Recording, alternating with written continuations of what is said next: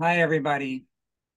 We're a day away from Michaelmas, so we're in the Michaelmas season right now, and I think uh, we're living in a time where this uh, Michaelic battle in the sphere of human and cosmic intelligence, which is the theme I wanted to bring forward, is uh, taking on ever new dimensions with the advent of computer technology, which has evolved very rapidly at an exponential rate. And lately we have Chat GPT 3.5 and 4. That's from a company called OpenAI. And over a period of 4 weeks, they had a million users, which is kind of unprecedented in terms of that short a time period. And in the meantime, they've just announced that now the ChatGPT platform allows you to both speak and hear and listen to ChatGPT, and that previously it was only able to access information from a few years back. So there was a missing recent time, but now it can hook directly into the internet, and that time lag is no longer the case. So there's tremendous development there. All these other companies like Google with its Bard, and Microsoft invested like $13 billion into OpenAI. So they have a special relationship. And this ChatGPT programming is now available on their platforms and their software. And there's now a race, not just in the United States among these big global companies, but on a planetary level, so that nation states are involved in supporting and spending huge amounts of money to help to bring this development further in an accelerated fashion. So let me then get started with the slides here. I just wanted to start with this image of, on the one hand, Michael and the dragon, and on the other, this imaginative picture that was there as a painting in the small cupola. So if you were sitting in the audience, that would be the highlight in the middle of that ceiling. And out of all of the imaginations up there, this is the one that Steiner then sought to draw down into a three-dimensional sculptural group that was intended to be the very focal point along that east-west axis. And tragically, of course, that building was burned down, and the only major remaining item that wasn't destroyed was that sculptural group. And this has to do with the new approach to the mystery of good and evil that isn't dualistic, which has usually been the case in religious traditions, but rather threefold, that good is in the middle, and there's a dual polarity of good and evil between the Luciferic and the Ahrimanic forces. Lucifer was more powerful in the first half of Earth evolution, when the Earth was in its more incarnating phase, and the feminine mysteries were more in the foreground, the birth mysteries.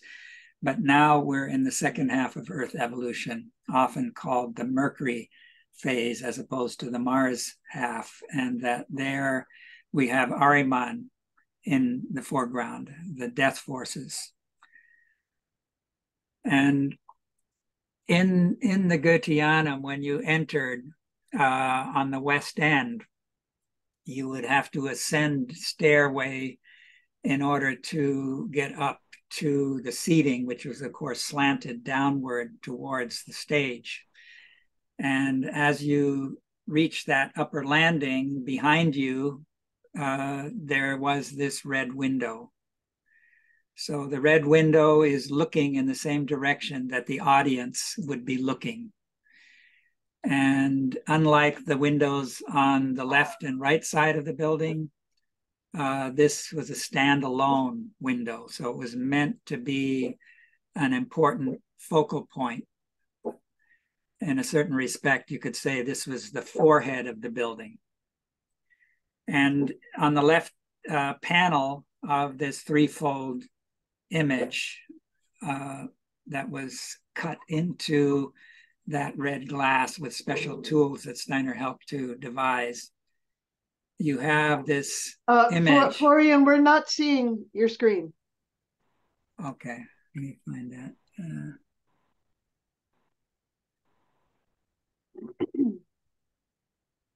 Oh, I'm sorry. So let me go back again there. That was my initial screen. I don't know if you saw that. No, we did not. Okay, I'm sorry. I guess I didn't apply it. So that was the first one that I spoke about with Michael and the Dragon, and this imagination that was there in the upper small cupola was in the very middle. And below it was meant to be the sculptural group. This is the red window that I was just speaking of, that I was just getting to that left panel where you have the human being crossing the abyss. And below you have the three caricatures of thinking, feeling, and willing, which separate when you cross that boundary. And those three soul forces then have to be harmonized on a higher level.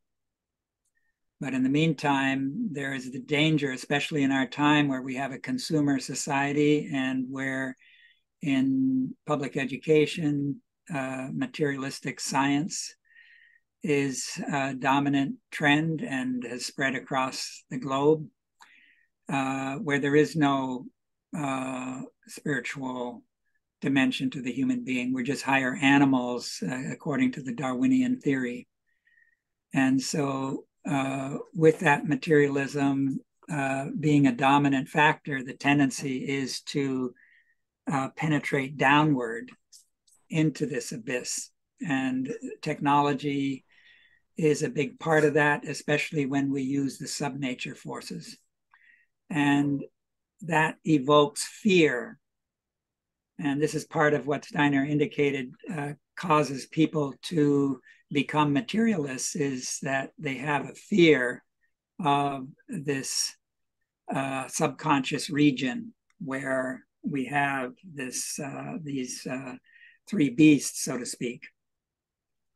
In the middle panel, you have a clairvoyant human being that has the 16-petal lotus at the throat, the chakra, and you've got angelic beings that represent solar and lunar forces, inspiring people through the 2-petal lotus that's on the forehead, which is sort of the ego center initially. And below you have a figure of Michael fighting the dragon. This is in the human heart. We have to do battle with these dragon forces which rise from below.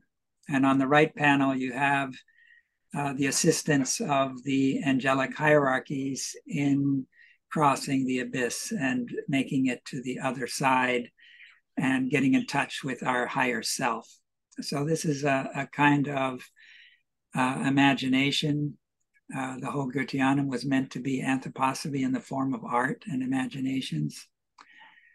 So let me then go on to the next, which has again to do with this same theme, And here I wanted to read a little bit about this crossing of the threshold in Steiner's words. So since 1841, humanity as a whole has been crossing the threshold, which involves meeting the lower guardian and individually and collectively facing the mystery of evil. The following words given by Rudolf Steiner in the esoteric school touch upon this. Quote, "Today, humanity as such has experienced the meeting with the guardian of the threshold. This is also the beginning of the split of humanity, and this signifies a critical point in time at which we have now arrived. The forces that formerly streamed out of the spiritual beings into humanity are used up, are exhausted. We are now on our own and must now bring these forces out of our subconscious. The mystery of Golgotha will have happened for nothing if human beings do not use these inner forces but reject them instead. That would bring about a total destruction of Earth evolution." He then, in another lecture in the third karmic relationship cycle, Steiner indicated that the above referenced division of humanity would also cast its waves into the sphere of the angels so that they would also undergo a division. Quote, "To this, my dear friends, I would now direct your hearts. It is happening now that the comparatively single and uniform kingdom of the angeloi is being turned into a twofold kingdom of angeloi, a kingdom of angeloi with an upward tendency into the higher worlds and with a downward tendency into lower worlds. While the Michael community is being formed here upon earth, we can behold above it the ascending and descending angeloi. Looking more deeply into the world today, one can perpetually observe these streams, which are such as to stir the heart to its foundations."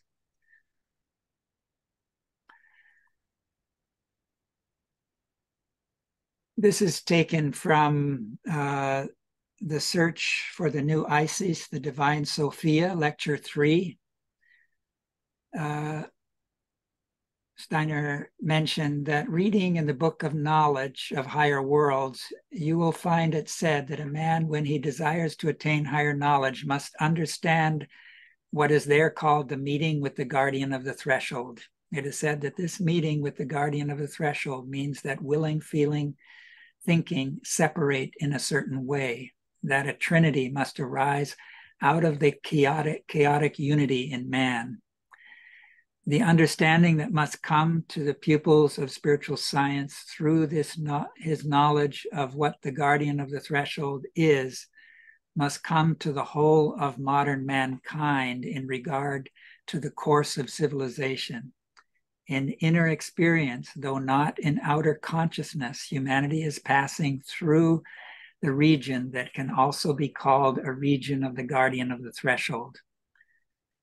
What is an event of great intensity for the individual who enters the worlds of higher knowledge proceeds unconsciously in present-day mankind as a whole. And those who have linked themselves together as the anthroposophical community must realize that it is one of the most needed of all things in our day to bring men to understand this passing through the region which is a threshold. What is an event of great intensity for the individual who enters the world of higher knowledge proceeds unconsciously in present-day mankind as a whole. And those who have linked themselves together as the anthroposophical community must realize that it is one of the most needed of all things in our days to bring men to understand this passing through the region, which is a threshold. So that aside from the individual crossing of the threshold and the separation of thinking, feeling, and willing, this is also happening on the collective level. And this is since the 1841 to 1879, when this battle between Michael and the dragon, or the spirits of darkness, was taking place. The encounter with the lower guardian of the threshold and crossing the abyss. This is Rudolf Steiner in the lecture series Rosicrucian and Modern Initiation, Lecture 5. He says, this teaching still survived in all its concreteness in the time of Aristotle, And as we have said, a trace of it can still be found as late as the 19th century. But there we come to an abyss. In the 40s of the 19th century, these things were utterly and completely lost, and the abyss lasted until the end of the 19th century, when the coming of the Michael age gives the possibility for these truths to be found again.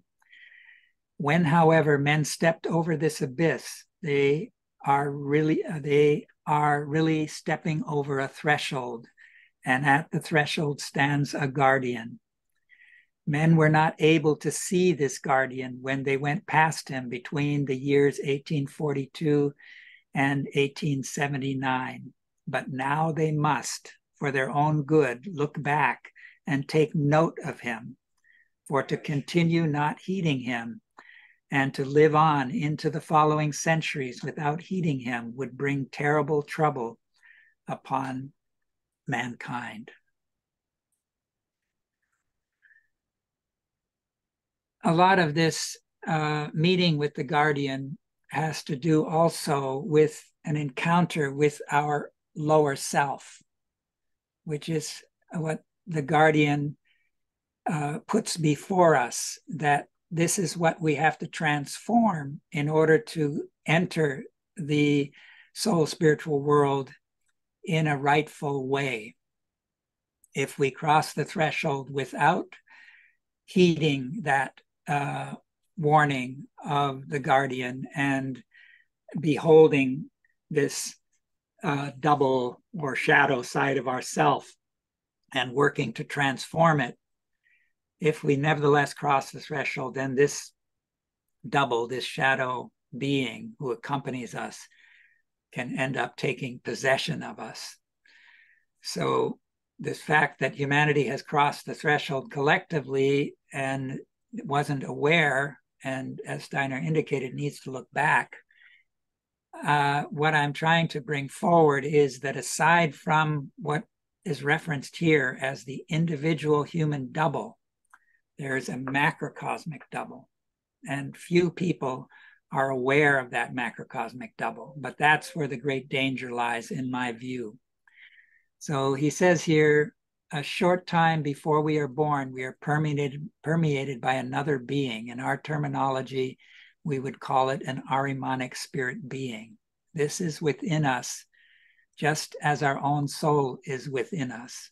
These beings spend their life using human beings in order to be able to be in the sphere where they want to be. These beings have an extraordinarily high intelligence and a significantly developed will, but no warmth of heart at all. Nothing of what we call human soul warmth or Gemüt.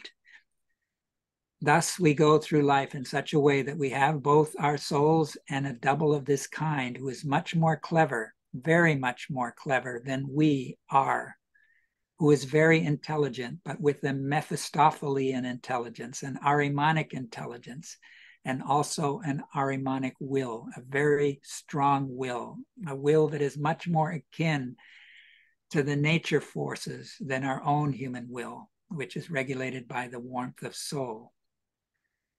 In the 19th century, natural science discovered that the nervous system is permeated by electrical forces. Natural science is right. But when natural science believes that the nerve force that belongs to us as the basis of our conceptual life has something to do with electrical streams that go through our nerves, then they are incorrect. For the electrical streams, which are the forces put in us by the being I have just mentioned and described, do not belong to our own being at all. We carry electrical streams in us, but they are a purely Ahrimanic nature.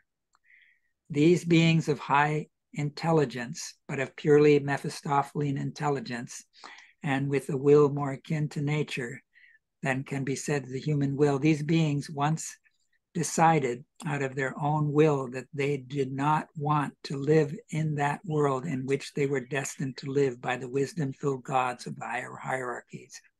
They wanted to conquer the earth, and to do this, they need bodies. They do not have bodies of their own, so they make use of as much of the human body as they can, because the human soul cannot entirely fill up the human body. That's from Geographic Medicine, Lecture 2. So here we have just a quick overview of the development of computational technology and artificial intelligence. I don't want to take a long time with this,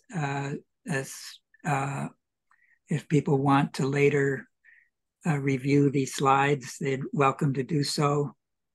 But it shows some of the signposts like AlphaGo, beating the best professional Go players in 2018.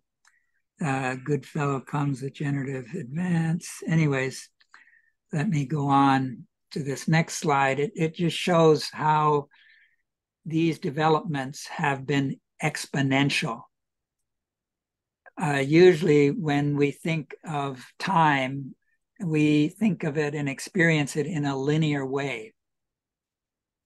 So if, for example, we are taking 30 steps and each step is about a meter, if we take 30 steps, we will have advanced about 30 meters. But if you translate that into an exponential development in time, we would be going around the Earth around 28 times. Or another example is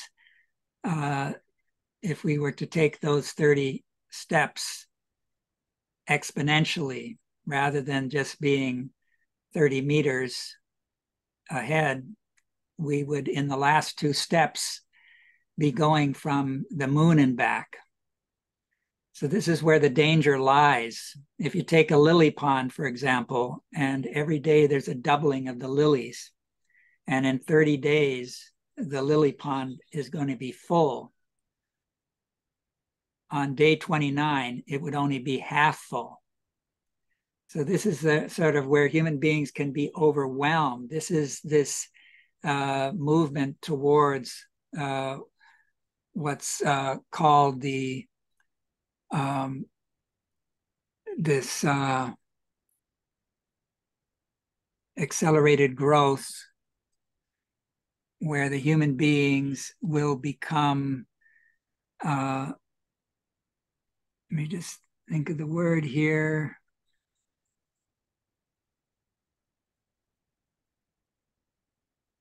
I don't have it in my mind right this minute, but it's called the singularity. I'm sorry. That the singularity is when this computing power reaches the stage of human intelligence. And because there's been a doubling of computer power every 18 months to 2 years, 2 years later, it would be double human intelligence. So we'd have super intelligence. So this is where we're kind of heading with this accelerated development. I talk about achieving the stage of the brain power of a mouse in 2015 and surpass brain power of humans 2023. Anyways, here's Steiner again. Quote, "I have frequently pointed out, quite deliberately, including in public lectures, that human consciousness is associated with the forces of destruction. Into our nervous system, we die. These forces, these death forces, will become ever more powerful, and the connection will be made between the death forces in the human being, which are related to electromagnetic forces and outer machine forces." You might want to remember that Steiner indicated this double lives in these bioelectromagnetic forces in our subconscious. In a sense, the human being will be able to let his thoughts pass into the machine forces. As yet undiscovered forces within the human being will be discovered, forces that have an effect on outer electrical and magnetic forces. This is quoted by Andre Snyder in the book, The Electronic Doppelganger, The Mystery of the Double in the Age of the Internet, from the work of Rudolf Steiner. That quote was taken from a lecture by Rudolf Steiner, November 18th, 1917. This touches on the same theme. During the fourth post-Atlantean age, the mystery of birth and death were in the foreground, but in the present fifth one, men will have to strive with evil, particularly by controlling different forces of nature. The impulses of evil will influence the world in a tremendous, gigantic measure. And this is kind of the key here, that we can't stop these forces. It doesn't help to hide away in some Shangri-La or take refuge in some nature reserve where we're not having to encounter these forces, because it's the opposition which men will have to develop out of spiritual depths will give rise to the opposite, to the good forces. Already the fifth epoch, when the exploitation of the forces of electricity, which will take on entirely different dimensions, will enable man to bring evil into the world, and evil will also spread over the earth as a direct result of electricity.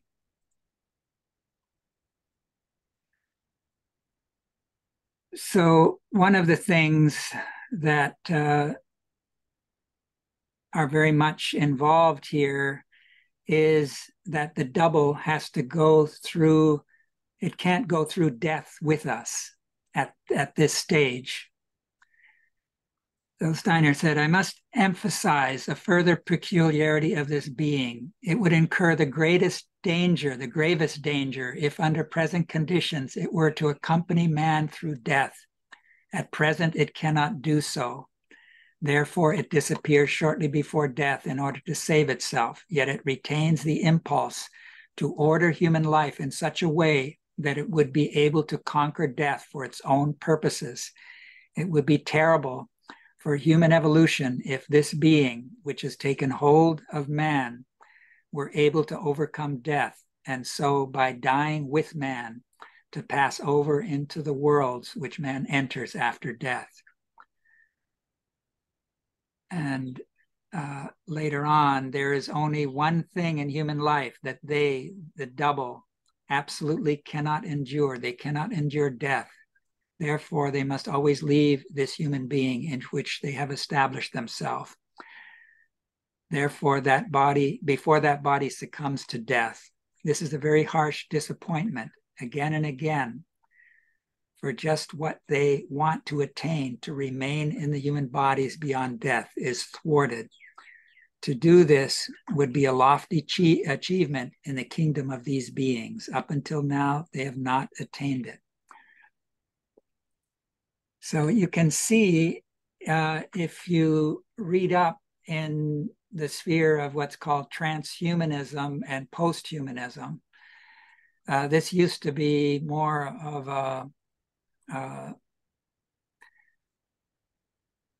a philosophy or world outlook that was more peripheral and embraced by smaller groups of people, but more lately it has entered into the mainstream. And there's various billionaires that have been funding research companies that have been working in this direction.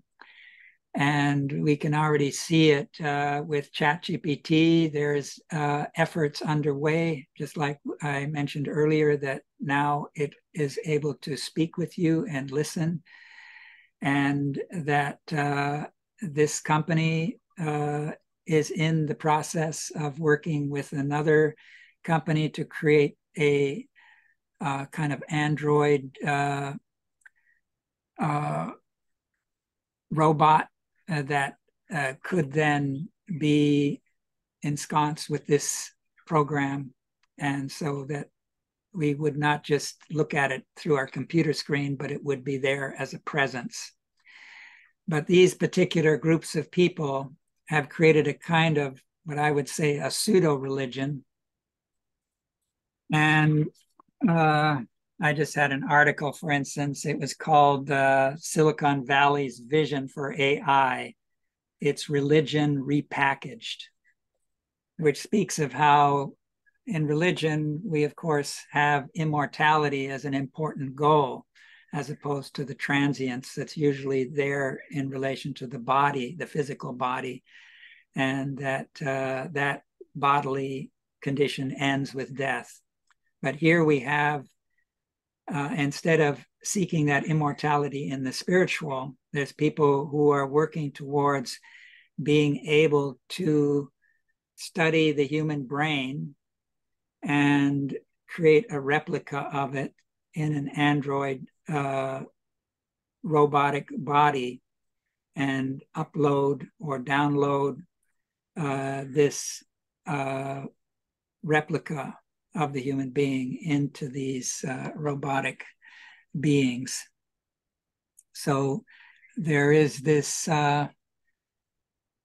the human double and transhumanist, posthumanist ideology.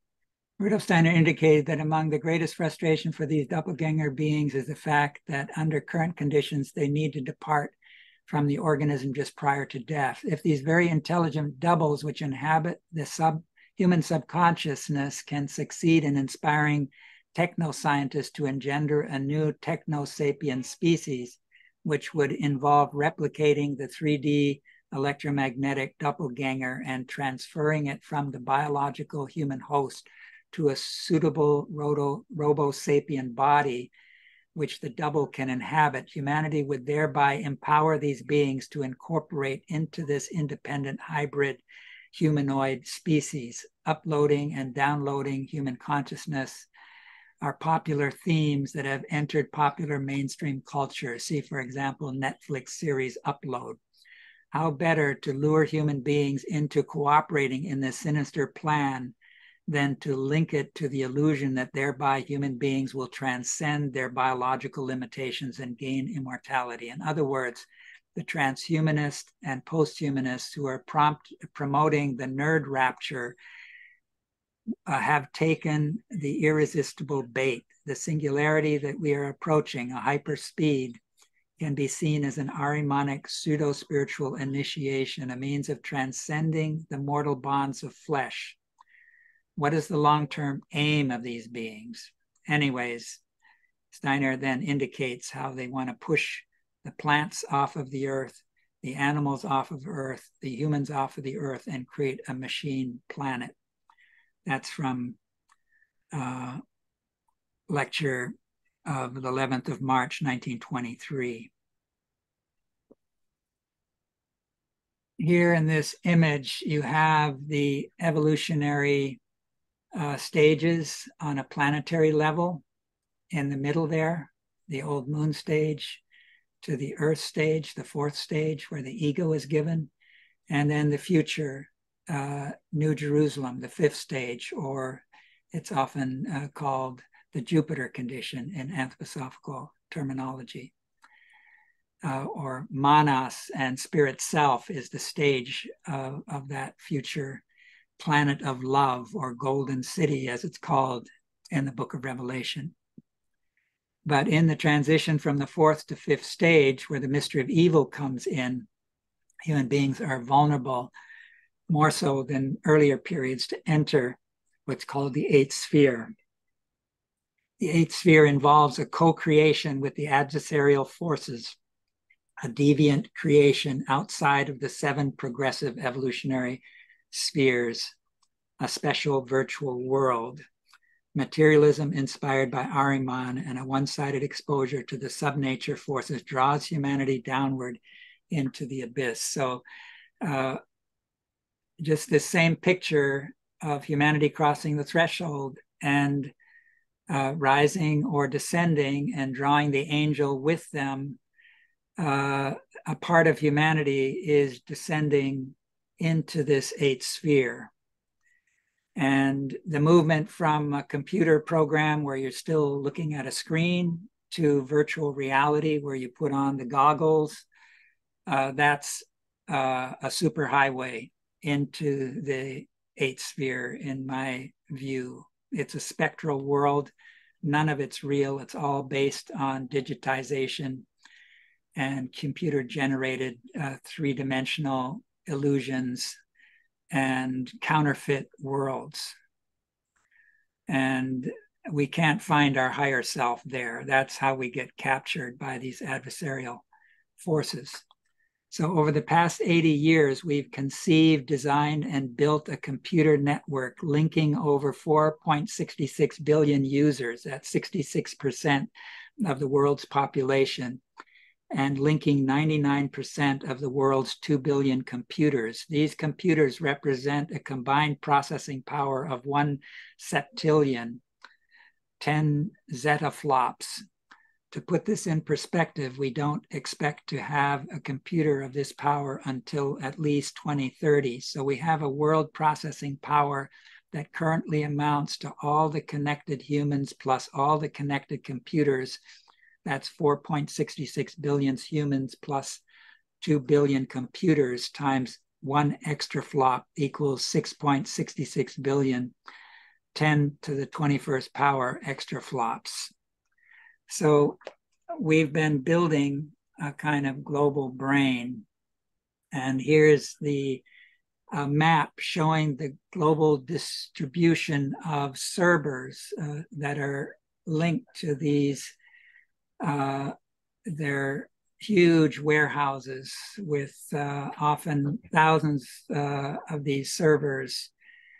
And these have been growing around the planet. So you couldn't have Facebook, Google, all of these networks and the internet without these servers, which are usually hidden away where human beings can't see them. And interestingly, we know of men having more of an Ahrimanic double, women more of a Luciferic double.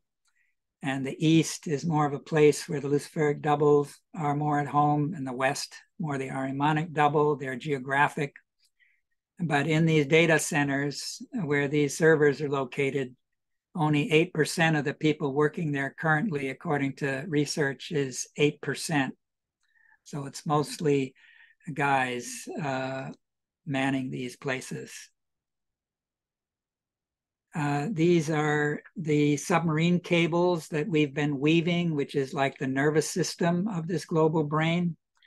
There are over 420 submarine cables transporting about 95% of the cross-border data and voice traffic. So we're talking about often the cloud, but this isn't happening in any cloud. It's happening in data centers and through these cables that have then fiber optics, huge amounts of traffic. And it's not just on the Earth. We're moving these into the heavens with satellites that are low orbiting satellites. So SpaceX is the largest array of 4,519 as of late. I think they just launched 22 more yesterday. Starlink is intending to have 12,000, possibly even more. And then there's Telesat with 1,600. Kuiper, that's Amazon sponsored, is in competition. Elon Musk and Bezos are kind of in competition. They're planning on having 3,236. And then there's the OneWeb, which is another company. So you can sort of see these around the Earth, arrayed around the Earth. And this is then making it possible for people in outlying areas to nevertheless attach to the internet. Here's a picture of the low orbiting satellites, and then you have a wider circle around with the further out, the satellites that are in a stationary orbit in this special place, geocentric orbit, where they don't have to, once they park in those areas, they don't have to move them. And this is all to transmit television, radio, internet, World Wide Web. So here I just want to give a picture of human evolution in the larger context. Old Saturn, old Sun, old moon, where the physical, etheric, and astral forces were given, that each time there's certain beings who remain behind. Archai on old Saturn, archangels on old Sun, and then angels on the old moon.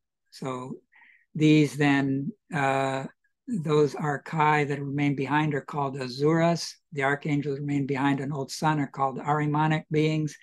The angels who remain behind on the old moon are called Luciferic beings. The Luciferic beings attack through the astral body, Ahriman, the etheric body, and the Azuric, they attack the ego itself. Illness is brought about through the Luciferic beings in the astral body. That can be kind of worked with healing agents. Ahriman's influence is countered by reincarnation and karma, but the Azuric, who tear away parts of the ego, is unredeemable. And they are beginning to attack in our time. And they counter the father forces, the Atman forces.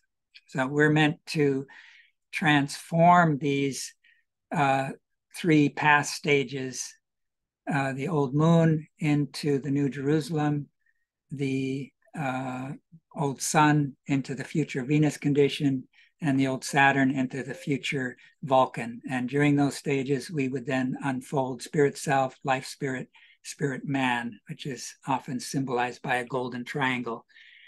But these forces of Lucifer, Ahriman, and Azurus are related to electricity, the Luciferic beings, magnetism to the Ahrimanic, the Azuric to nuclear forces to begin with, but also to resonance and harmonic forces, which can, all of these can be used in machines, and all of these are considered subnature forces.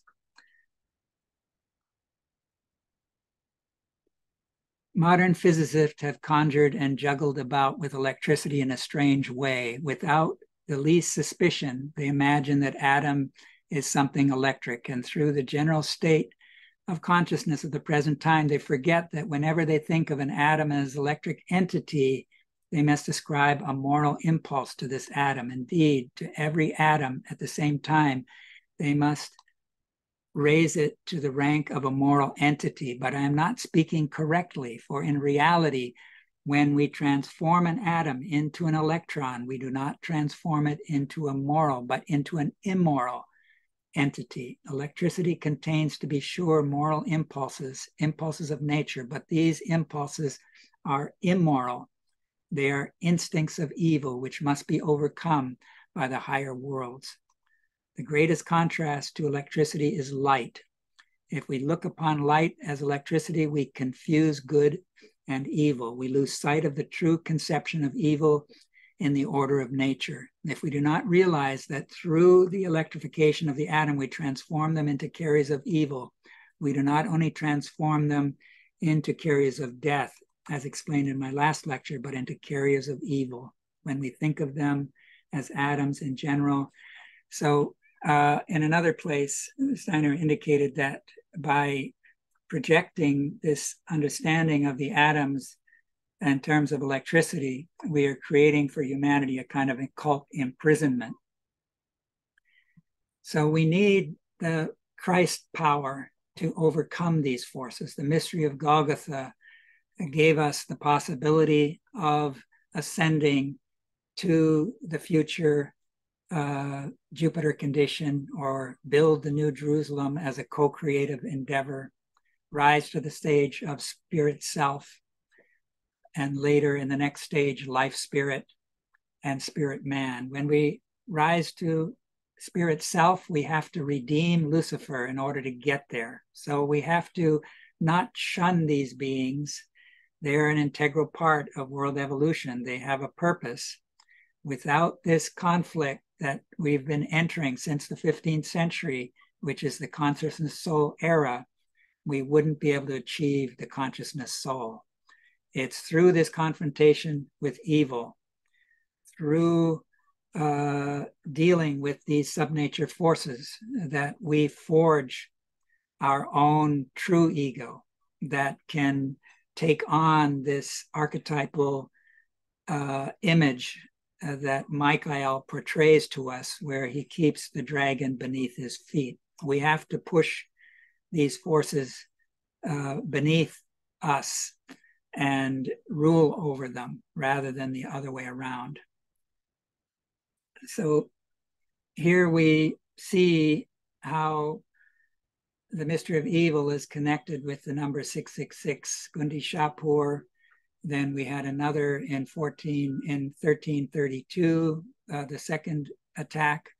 And in 1988, we have the third attack of the sun demon, which is the counter being to the Christ. And Steiner spoke of how we're living in the time, if you interpret the book of Revelation in terms of the consciousness soul, that we have since the 1840s been living in the time of the sixth trumpet, which is reflected in the 10th and 11th chapters of the book of Revelation.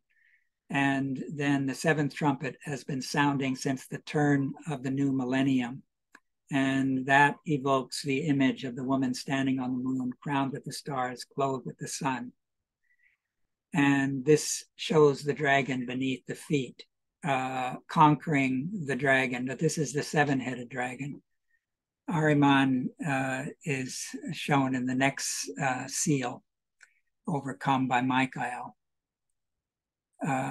So anyways, I just wanted to give a bit of an overview here. That fourth Rosicrucian seal or apocalyptic seal represents that crossing of the threshold.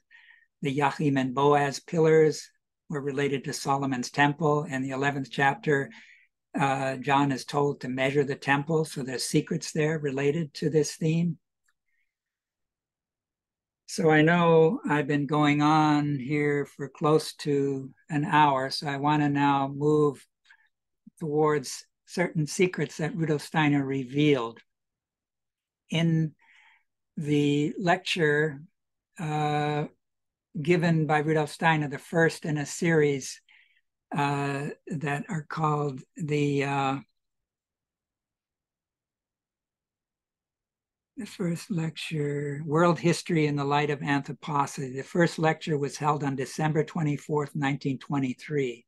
So we're approaching the 100th anniversary of this Christmas conference, which was launched the day before with this first lecture.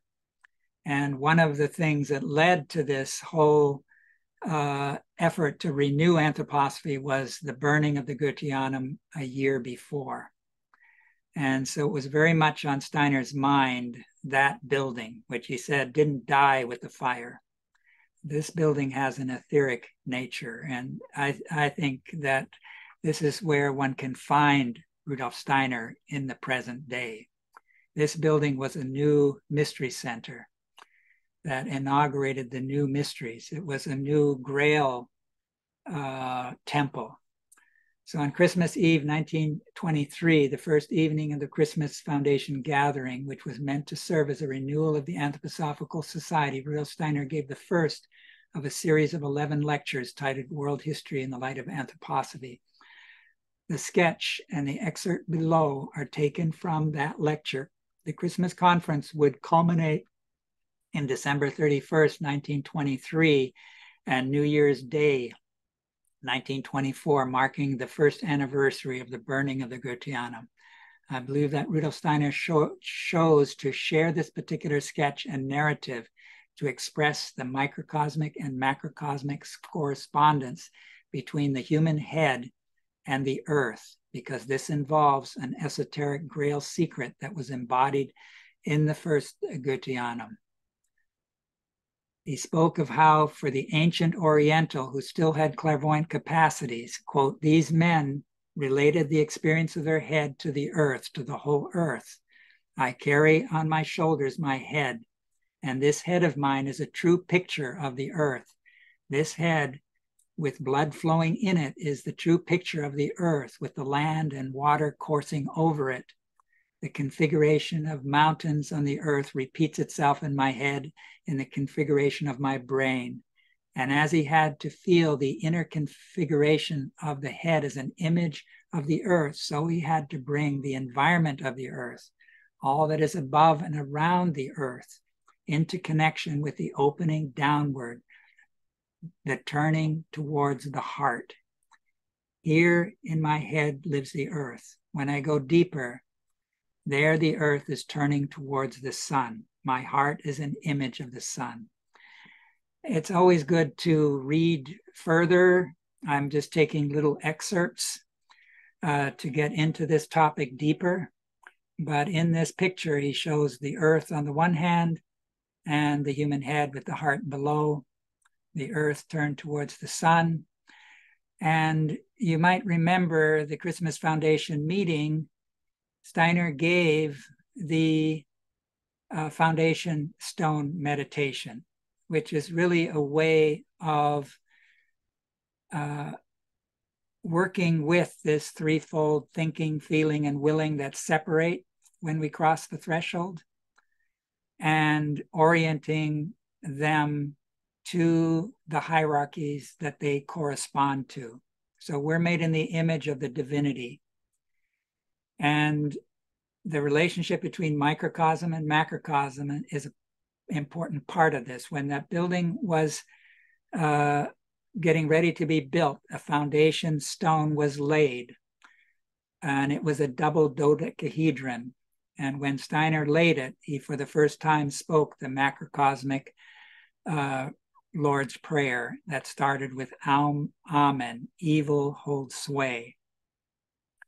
So now at the Christmas Foundation meeting with this meditation, he was laying this metamorphosed double dodecahedron, which relate microcosm to macrocosm, in the human heart. And what is it that grows out of this seed that double dodecahedron represents? What grows out of it is the first Goetheanum. That first Goetheanum has been destroyed, but it's there in the etheric. That foundation stone meditation is a bridge to that etheric building. So here I'm just giving a cross-section that kind of shows this secret that Steiner showed. Up there. You see a cross-section of the head, the cerebrum, and the cerebellum. And here you see a cross-section of the Goetheanum. And the podium is where the pineal gland would be. So you have the sevenfold in the room where the seating was, the audience, and you have a 12-fold in the stage area. So those are related to time and space. All time is governed by sevenfoldness, and space by the zodiac forces, the 12 forces.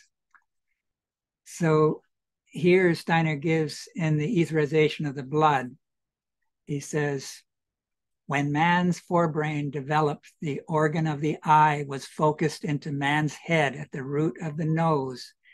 In man, the eye streams out of this place, but it isn't enough that the organ of the ego is developed in man so that the higher self can stream into him to make him into a higher being. We find the organ for this in the pineal gland.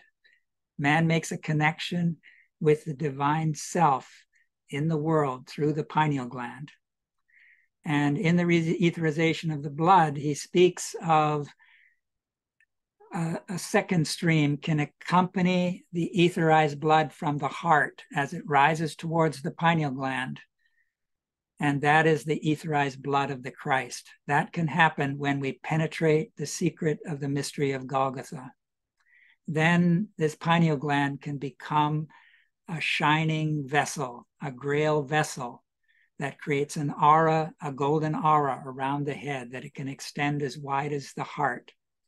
And when Steiner speaks of this secret in this etherization of the blood, he says right afterwards that there is a macrocosmic counterpart to this that the Rosicrucians studied in great detail.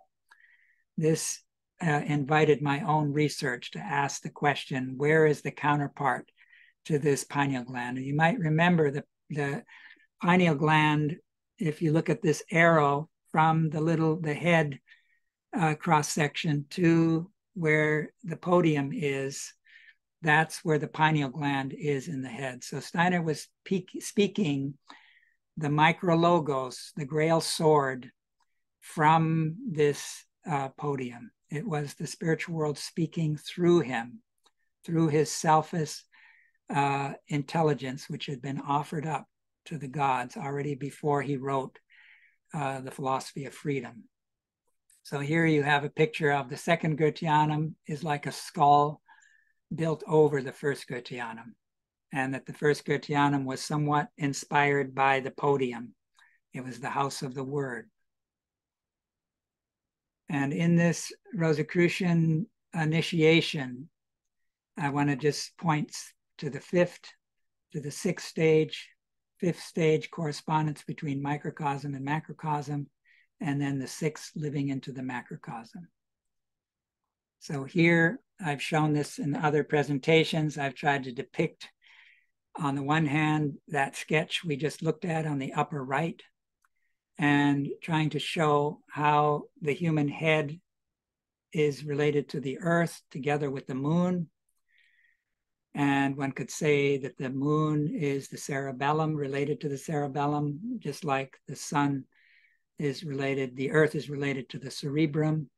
The sun on a macrocosmic level that encompasses the whole of humanity, including those there between death and rebirth. The sun is the macrocosmic heart.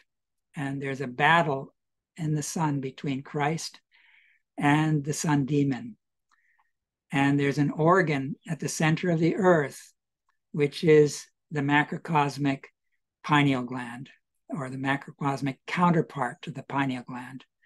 And there's equivalent battle there to the one that Steiner speaks of at the pineal gland. If the day and night consciousness, the day consciousness where we're oriented to the sense world, if we don't have idealism and imaginations that build a bridge to the angel, to the hierarchies, then we're cut off from the experience at the night where we're in the company of the angels, we're in the company of the dead.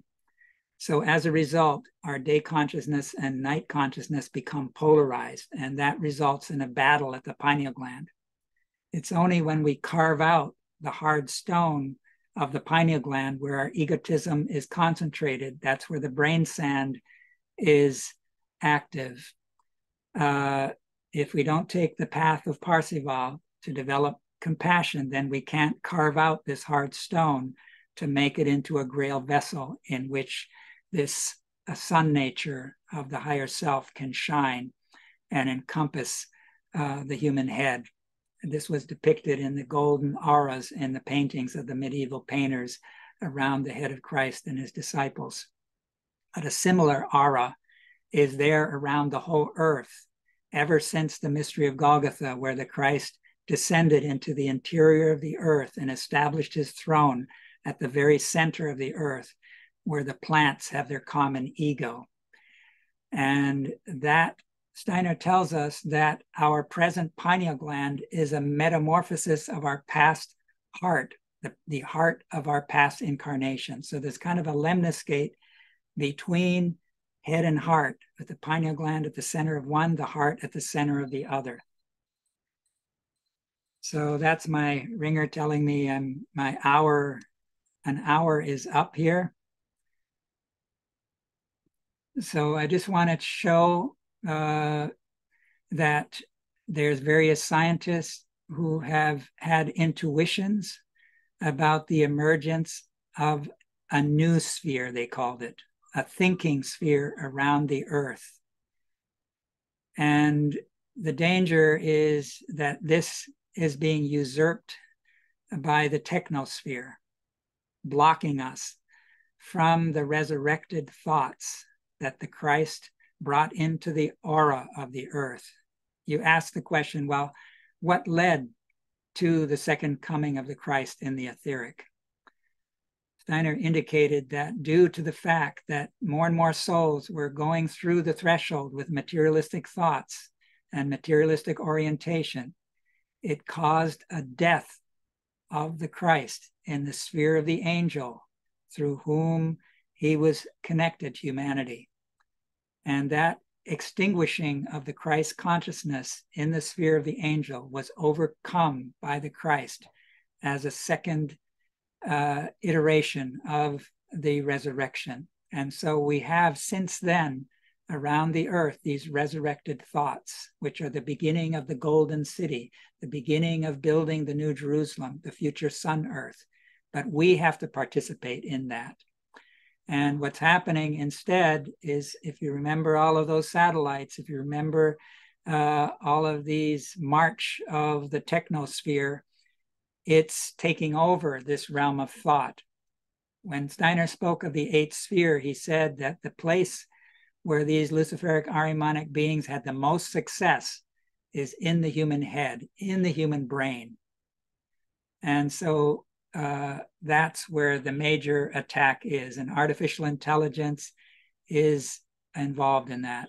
So we have both the electrical and these higher members, the fourfold human nature, and the subnature forces within our organism. One belongs more to the double, subject to gravity. The other has to do with our orientation to the spiritual world, governed by levity.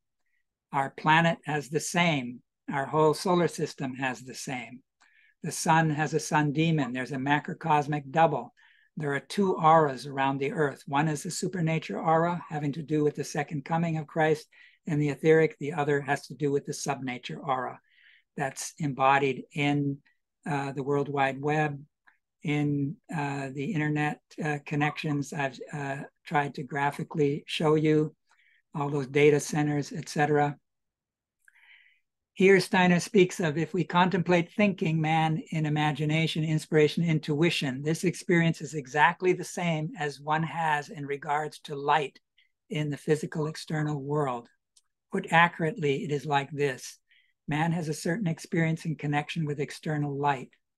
He has the same experience in imagination in connection with the thought element of the head.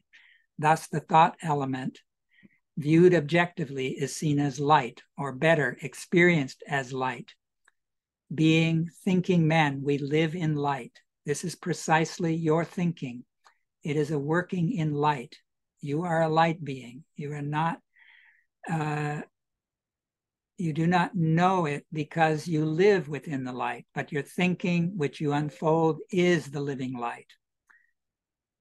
And I look at thought. First,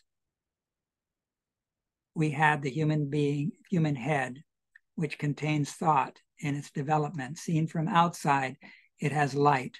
In the universe, we have light, which is seen by the senses.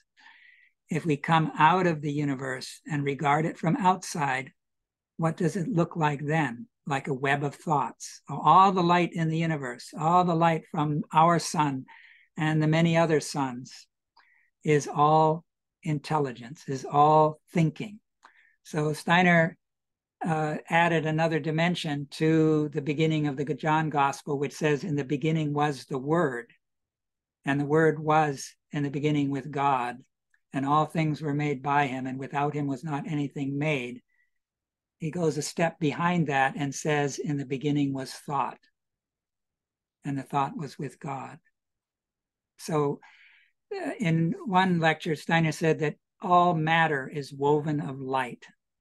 So within all matter, there is light. So that matter has arisen out of cosmic and universal intelligence. And with our own intuition, raising our thinking to a higher level, we can build a bridge from that light within the external world, within all of the material in the external world.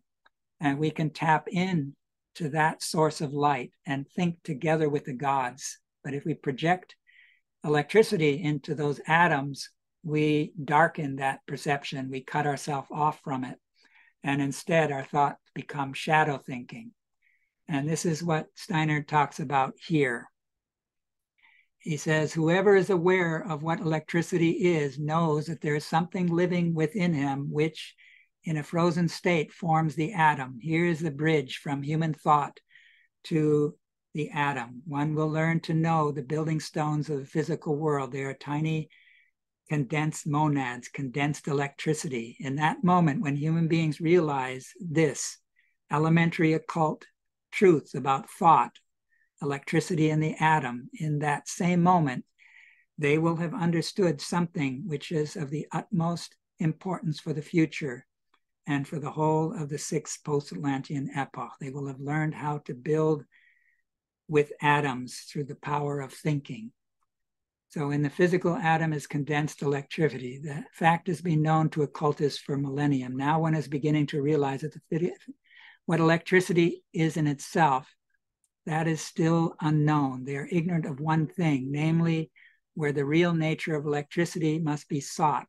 This nature of electricity cannot be discovered by means of any outer experiment or through outer observation. The secret will be discovered is that electricity, when one learns to view it from a particular level, is exactly the same as what human thought is. Human thought is the same thing as electricity, viewed one time from the inside, the other time from the outside. So this is the very opposite of what he just said about light. So these are related to the two auras. On the one hand, light, electrical light, or thoughts that are shadow thoughts, are bound up with the subnature forces. Those are related to building the great city of Babylon rather than the New Jerusalem. That's moving towards the eighth sphere. We needed to go through the modern scientific development. We needed to go through this period of abstract thought. With the help of Goethean science, which Rudolf Steiner worked with, one can find one way to living thoughts, to the thoughts that can penetrate the life mystery, the organic, the secret of metamorphosis.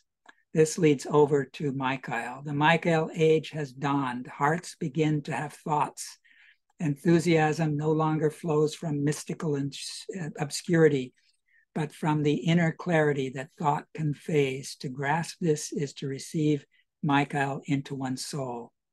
Thoughts that today seek to grasp the spirit must spring from hearts that beat for Michael as the fiery cosmic prince. So we need to be, in the words of Karl Koenig, like knights for the 21st century. There is a knighthood of the 21st century whose riders do not ride through the darkness of physical force as of old, but through the forest of darkened minds. They are armed with spiritual armor, and an inner sun makes them radiant. Out of them shines healing that flows from the knowledge of the human being as a spiritual being. They must create an inner order, inner justice, peace, and conviction in the darkness of our time. They must learn to work by side with the angels. So this is taken from the German. I kind of translated a writer by the name of Edwin Hubner, who's penetrated a lot of this. Kind of a graphic showing how we've been descending into this subsensible world. And that's where Ahriman can take hold of thinking. But we have to enliven and spiritualize our thinking, raise it upward into imagination, inspiration, and intuition. And then the human being lives in the living cosmic intelligence. So let me end with this quote from Steiner. The following words by Rudolf Steiner bring to expression the cosmic dimension of the first coming, which is now being repeated on the etheric level as an event that encompasses earth and humanity. Quote, with the event of Golgotha, when the blood flowed from the wounds of the great Redeemer, when the cosmic heart's blood penetrated the earth and its forces poured down as far as the center, the earth became illuminated from within and light rayed outward into the surroundings. The opportunity was then given to every single human individuality to experience this light within the self. When the earth became the body of the great sun spirit, through having been impregnated with his spirit powers, all the beings on earth were equally endowed with these forces. The seed was planted for the reunion of sun and earth. The physical body of Jesus of Nazareth was the mediator through which the powers of the cosmos were united with the earth aura. And when the blood flowed from the body on Golgotha, the earth was taken up again into the sun power. Since then, this Christ power streams from its center into the surroundings, and from the sun, Christ's power streams into the earth. One is able to experience this power, this light, within oneself as a human being when one knows oneself to be a part of the earth, which, as Christ's physical body, is infused with his being. Then the white light streams towards one from within oneself as it streams out from the center of the earth.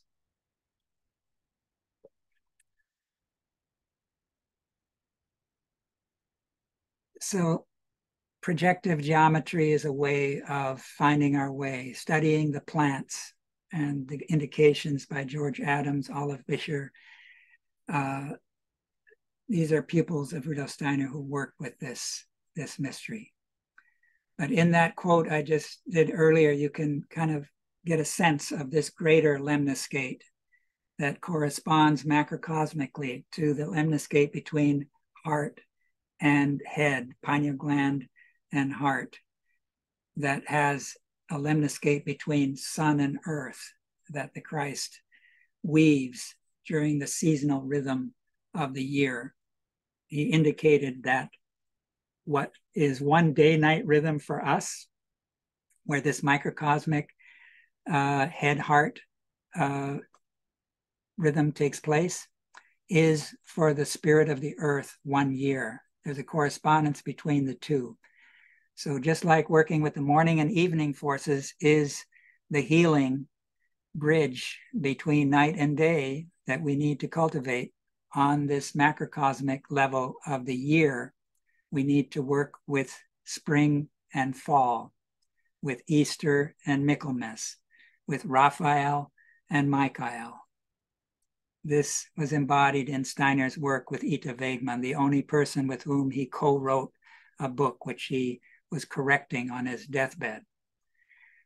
So that's where I want to leave it. We need this hygienic occultism. We need to learn the new eugenic, hygienic, and mechanical occultism that's oriented to this supernature sphere, to the Christ sphere. So let me then get out of this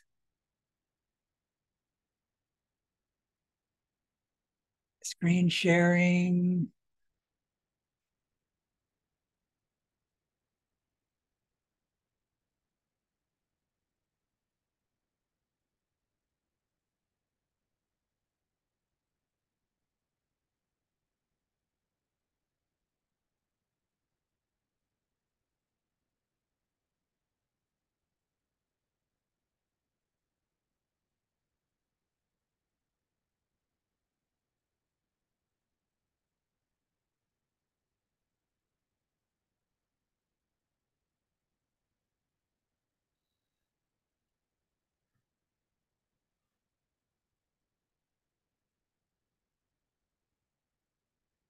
Oh, thank you so much, Florian, for your presentation. So I'm wondering, maybe we can take like a 3-4 minutes short break to have a sip of water and, you know, to go to the restroom and be back fresh with your questions. So, yeah, dear Or friends, comments. Comments or are welcome comments, as well. or yeah, sure. Yeah, so we will be back like in 3-4 minutes. Okay. Don't be late.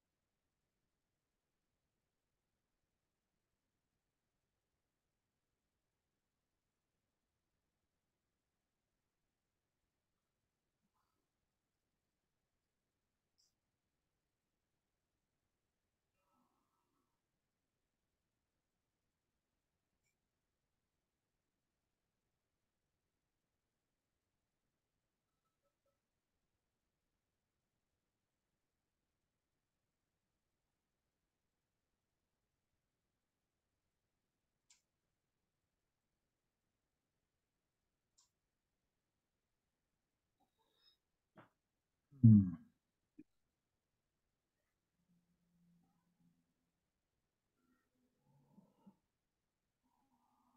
Hmm. Hmm.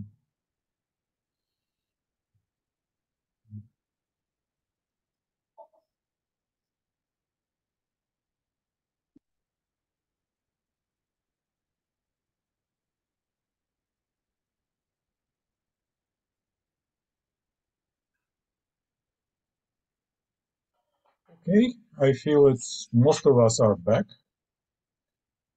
and so, dear friends, you know how to raise your electronic hand. So you go on reactions in the bottom of your screen and click on it, and click on raise hand. So we will create a virtual line for questions or statements. So, and Nicola is the first. Nicola, can you hear me? Oh, okay. I hear you. I hear you. Thank you very much for this, Florian. This has been this is amazing. Tour de force and really, really helpful. Uh, I have so first of all, I'll just ask whether it's possible to have your email address so for any further questions. And I'll also ask whether it's possible to have a PowerPoint because I would like to send this on to friends of mine, obviously anthroposophical friends, but also friends who are spiritual but not anthroposophical, because I think it has, I think it's possible for people to kind of get it. Anyway, so those are two questions, and then I've got my first of a number of questions actually with relation to the talk would be what happens to the double after the human death? Then we're saying that so there's a double that yeah. So what's that's my question. Mhm. Yeah, so it depends again on how we relate to the double. Let me first say regarding your earlier question of my email address is floriansydow@gmail.com. Great. And yeah, I would be providing the slides to Andre, and they would have it posted or available from there. Or I could also send it if that would help. Thank So you. with regard to the double, on the one hand, you have someone like Jung, the psychologist, who speaks of the shadow. These are all of those parts of ourselves that involve behavior that's not necessarily acceptable socially, and we tend to suppress. And yet, all of these unacceptable behaviors are conglomerated in what he calls the shadow. And it follows us around, and now and then it erupts into consciousness in behavior that we don't have control over. And interestingly, he says that he says that the usual identity that we have, he calls it the persona, is like a mask, and that's usually conditioned from outside. That if we want to arrive at the true self, which is hidden to begin with in the unconscious, we have to first deal with our own shadow and transform it, own it and transform it, or redeem it.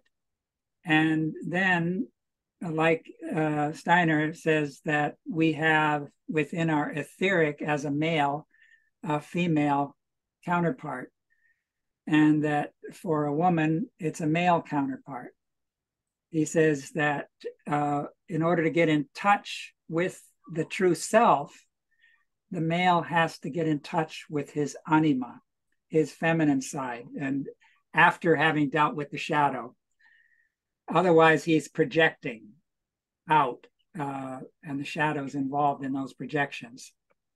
So he has a fairly sophisticated view there. And also for the woman, needs to get in touch with her animus, the contrasexual opposite, in order to develop more of a wholeness. And Steiner has something to say about that as well, that in order to cross the boundary into the spiritual world, where we meet the lower guardian, and Steiner says quite a bit about that in the first class lessons for those who have begun to work with that. That has to do with these three beasts, etc. That the guardian of the threshold puts before us an imagination of our lower self that is preventing us from rightly entering the spiritual world. If we have undertaken some of that redemptive process and ascend to the spiritual world, the double leaves us, but it's still linked to us by destiny. So the next time around, when we re-enter incarnation, we have to pick up that luggage we've left behind, so to speak, and we have to once again take to a certain degree where we left off in this redemption process. That's my understanding of it. Now, if a person is a materialist and has no connection with the spiritual world whatsoever, then the human being doesn't leave the atmosphere of the earth, but is then working as a destructive center back into the remaining population of the earth. And the double then is able to work in the collective double, which is the subnature sphere of the earth. So the subnature sphere of the earth is populated by these doubles that are left behind. And so some people mistake them for the loved one, but they're just the shell, as Steiner says. This often comes to expression in Eastern, where they're doing ancestor worship. And the picture that I was trying to give is that there's also a collective double that encompasses the whole solar system. And so there's a opposition to the Christ being in the sun as the figure of the sun demon. And around the earth, there is not just the beginning of the golden city with that golden aura, but there is the subnature aura that has been increasing since we've learned to propagate electricity, and now all of these devices, and we're more and more being linked to them. So I think the double, during the course of human life, if we're materialists, I think someone like Elon Musk is an example of someone where the double is very strong and is able to kind of begin to take over and work through that person. So it's not just them there anymore. It's Ahriman working through the double, using that person for goals and ends that the Ahrimanic beings are trying to achieve. So Neuralink, which is another company that Elon Musk has founded, wants to bore a little hole. They're now doing human trials on this device. It has like 64 threads that go into your brain to connect with the electrical forces in the brain. And they're, of course, first using people who are paralyzed and giving it sort of a medical benefit. But over time, it's also meant to link human beings to computers and the internet, because he has this fear of where artificial intelligence is leading us, and that to be able to stand up to this super intelligence of the future, we need to expand our own capacity. So Steiner indicated that Nietzsche at the end of his life had come under the spell of Ahriman, and his last books were authored by Ahriman. And he said there were more of that type of Ahrimanic working through individuals in the future. So I think there's quite a lot of that going on these days, not to create fear. One of the persons is this person who wrote the book, The Singularity is Near. he's one of the people I showed in one of the slides. So anyways, that's a partial answer to this question. Okay, yeah, thank you. That's a good start. I've got some other questions and comments, but let's let someone else in as well. Okay. Thank you very much. So Victor is next. Yes, thank you. That was a good question, Nikolai. I'd like to follow up on it, actually. You talked about this separation or this division in the angelic realm based on choices we make in this life. You also talked about this double, and Steiner talking about if this double manages to go through death, that there will be a transformation of some kind. Have you intuitively got a link between those two esoteric truths in some way? Because it seems to me there must be something connected there, where we end up entering too deeply into the doubles. Well, let me ask another approach, because I want this included in this question too. You talked about Elon Musk. I mean, I look at, and this may get a little political, but I look at Fauci and this whole idea of us creating diseases that have never existed on Earth. And while that may not be electronically connected, to me, the fear that comes, if you're looking at fears, that to me is one of the more concerning ones to me, because then we're dealing with really the functionality of this, the biological world. And that creates a process by which I think there's great divisions taking place among humanity. Look at the political system around what happened with COVID. I mean, it's like day and night, my family's divided, people have divided about this whole thing. And it just seems to me there's an esoteric element to this, where this divide is taking place among the angels, among the people on Earth. People are striving, but last part of the question, there's a book out now called Doppelganger, and you have the two Naomis. Naomi Klein is talking about Naomi Wolf as being her doppelganger.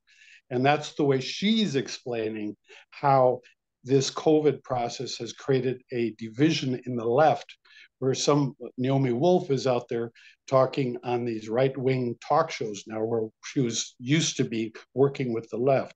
That's one example. And the whole idea of doppelganger, the way they're using it, seems so materialistic and wrong. Anyway, there's a lot of questions. I really appreciate the presentation. I think it should take place over the course of a weekend, but it's opened up a lot of things. Thank you.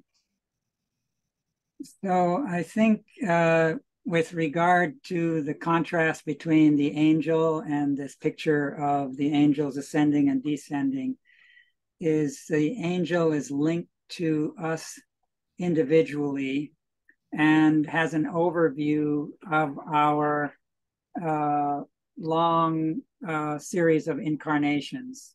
And the angel seeks to bring imaginations. The angel lives in a form of consciousness that is a form of picture consciousness, archetypal images.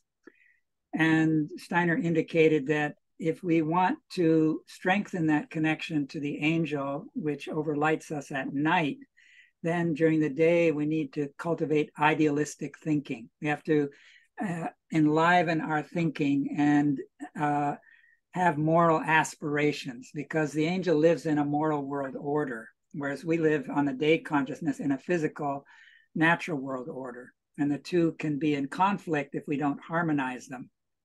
And we can harmonize them by bringing imagination, inspiration, intuitions, and incarnating them into the social life. That's what the threefold social order was hoping. Waldorf education was in that direction. The new architectural impulses, biodynamics, etc., the new anthroposophical medicine, they're all seeking to bring what the angels, archangels, archai, which are closest to us, and embodying it in the social sphere. The double, which is associated with the electromagnetic forces in the body, the bioelectromagnetic forces, it's not just with us now, but it's going to play a role in the future. So Steiner harkens back and talks about the angels when they went through their human stage on the old moon. And they used as a vehicle at that time the astral, etheric, and physical human threefold nature of that time that we had built during ancient Saturn, ancient Sun, and we were beginning the development of our astral. These angels were directly linked to us at that time in their development of the human stage. And he describes how we had kind of a disturbing influence on their development because we were still grappling with the animal nature, which has to do with the astral. And the double is doing that same to us. It's having a disturbing effect on our evolutionary development. And one can glean from Rudolf Steiner's lectures, I forget which exact one it was, in the Mission of Michael, where he speaks of these beings who are currently below the threshold of human consciousness, which one could associate with the double, will go through their human stage on Jupiter, the next stage of evolution, where we will have risen to the level of the angelic hierarchy, the angel, through attaining spirit self, transforming the astral, purifying it, redeeming Lucifer. Now, the difference is going to be that in our time, good and evil are mixed together. Whereas already after what he calls the war of all against all, which comes after the seventh epoch of our series of 7, we're in the 5th right now. So there's the 6th, which will be the ripest one, the ripest fruit of this post-Atlantean era. And during that time, you will have then some human beings will develop the beginnings of spirit self. It's in the book of Revelation, they talk that the Church of Philadelphia, and that I will write a new name on your forehead. And these are the ones who are preparing the New Jerusalem. So they will help to lead the future 6th epoch, which comes after our 5th, that has 7 again. But ours will end not through fire like the Lemurian and water catastrophe, the Atlantean. This will be brought about by human egotism growing to extremes. And this war of all against all will be sort of the culmination. And that it will coincide with the Earth being turned into an electromagnetic body that will resonate with these forces. And that through a certain intervention, a smaller group of humanity will be preserved to begin the next evolutionary development. But in a lecture, I think it was in 1923, he said that if the materialism that was right in the 19th century is carried over into the 20th and beyond, if we don't take up this Michael impulse, which is embodied in anthroposophy, then that war of all against all could already begin to play a role at the end of the century, like in the time we're living in right now.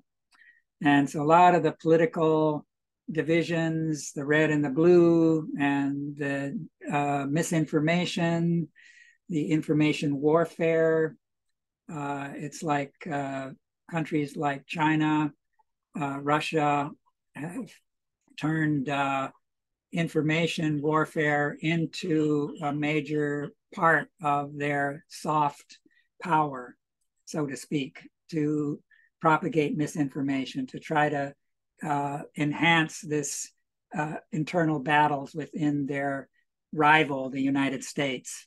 And so they feed into this.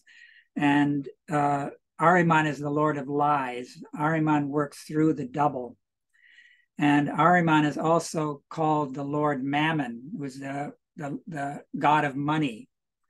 And Steiner says that this same being has brought into human evolution bacillus, meaning these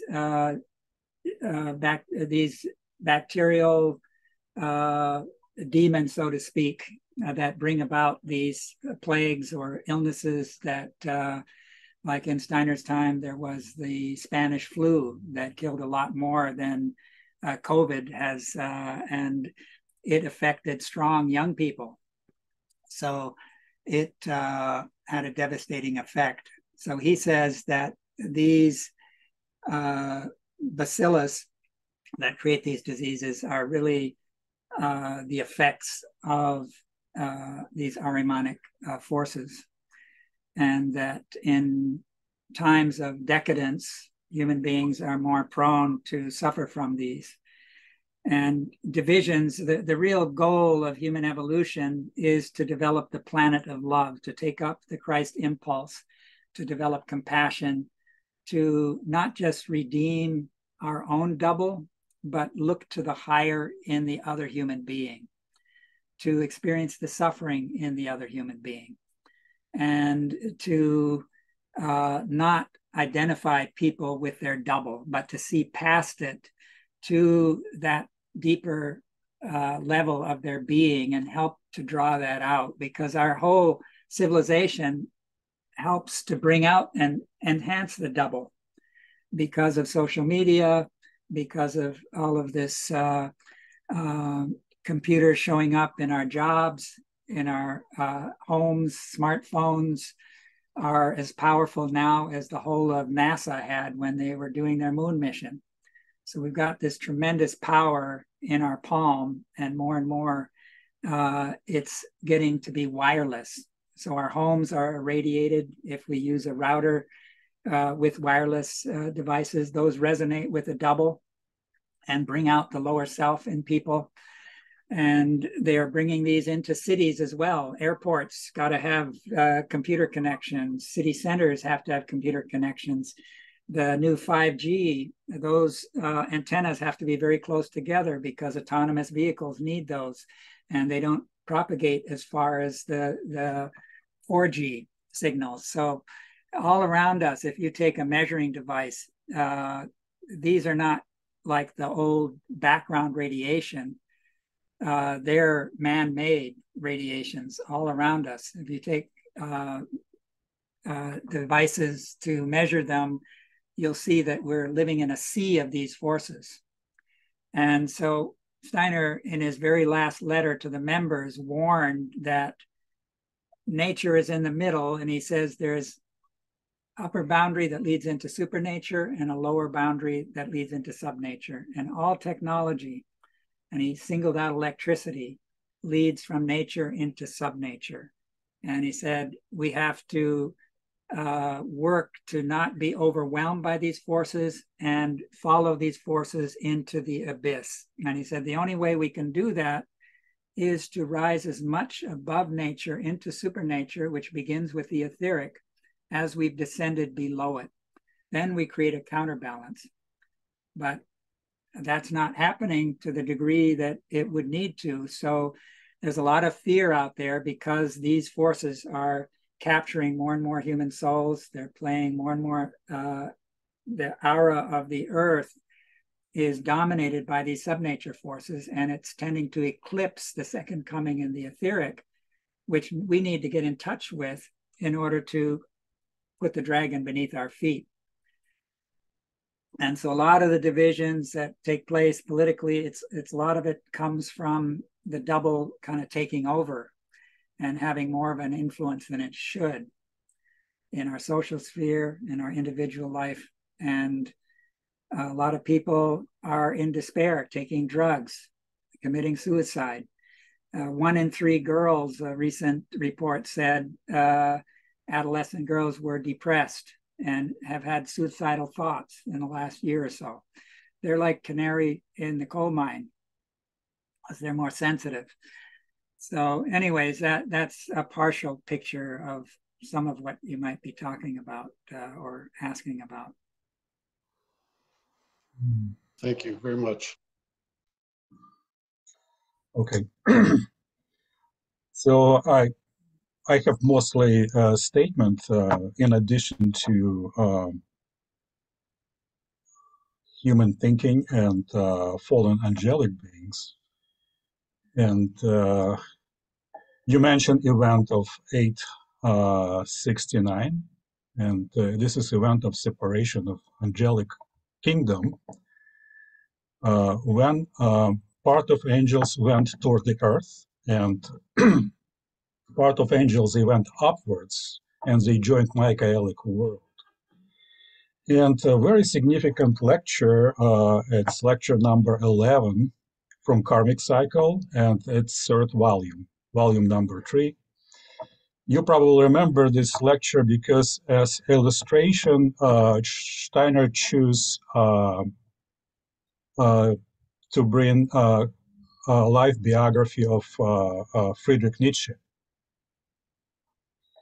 And this illustration is so bright, and sometimes people kind of not paying attention, which what Steiner said in the beginning, which is to me quite significant. What is cosmic intelligence, which was sent to humanity in 8th century? And he said those angelic beings, fallen angelic beings, which went toward the earth, they are pretty much cosmic intelligence. It's very, very significant. It's so important because those fallen angelic beings, they are empowering our thinking. So they are giving substance for our thoughts. So it's interesting because human being always using forces which are not quite positive. And in this particular case, fallen angelic beings are giving substance for human thinking, individual human thinking. Compared to fallen angels, proper ones, they are absolutely pure. They're not generating thoughts at all. What they're doing, they kind of descending messages of higher hierarchies. They're not able to think. This is so interesting because they are absolutely pure messengers, but messengers of upper hierarchies, higher hierarchies to human being. So, but who can think thoughts? Those angelic beings which are already corrupted. We can say this is Luciferic beings. They able to generate own thoughts. So, and here it's so interesting. It's so important to know that human has thinking which is corrupted in the beginning. And whole mission of human being use strength of corrupted angelic beings and think with these forces, with this particular power, Michaelic thoughts. This is whole process how those corrupted angelic beings can be returned in Michaelic kingdom. Of course, whole illustration of Nietzsche biography, this is illustration when he as human being, of course, you know, he was ill, and his illness was consequence of his previous incarnation as Catholic monk who was whipping himself. So which went to extremely deep incarnation, the previous life. So that's why he actually had less incarnation and he was slightly excarnated in incarnation of as Friedrich Nietzsche. So in the end of life, he would say he lost control of himself. He was excarnated completely. That's why Arianic angelic being takes over, and we have such writings, such articles or things like Esse Coma or Antichrist, so which was pretty much given by Arianic angelic being, Arianically oriented angelic beings. And in the end of this particular lecture, Steiner said just a few sentences which are super important. That those human beings which have as guardian angels, Michaelic angelic beings, by law of incarnation on the earth, they have to grab one of fallen angelic beings, which creates significant split in the human individuality. It actually relates to all of us. Even if you anthroposophist, if you will relax, for example, if you let your thinking to go by own direction, or those fallen angelic beings will think in us. So our thoughts will be harmonically oriented and Gabrielically oriented. So sexual. It's so important. So each human being has this particular illness, this particular split. And then finally, Steiner saying, in the end of this lecture number 11, volume 3, so this particular split can be fixed by spiritual development. So I think it's very significant thing. Another thing what I'd like to mention, it's if you know, in 1879, we have event of descending of spirits of darkness. And who are those spirits of darkness? They are angelic beings.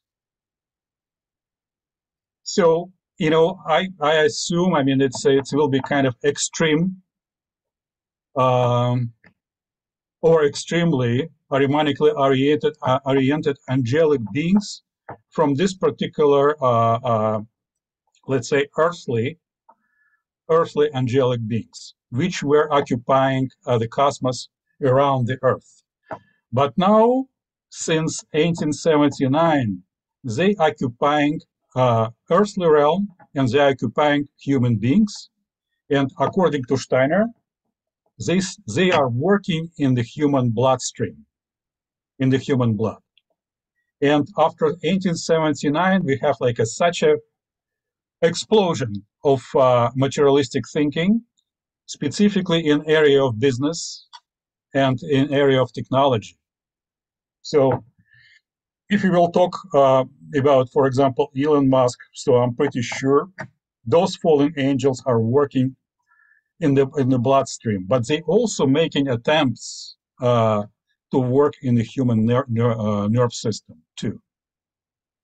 So which is of course, I mean, it's pretty bad fact. Yeah. So thank you. I mean, that's all what I would like to deliver.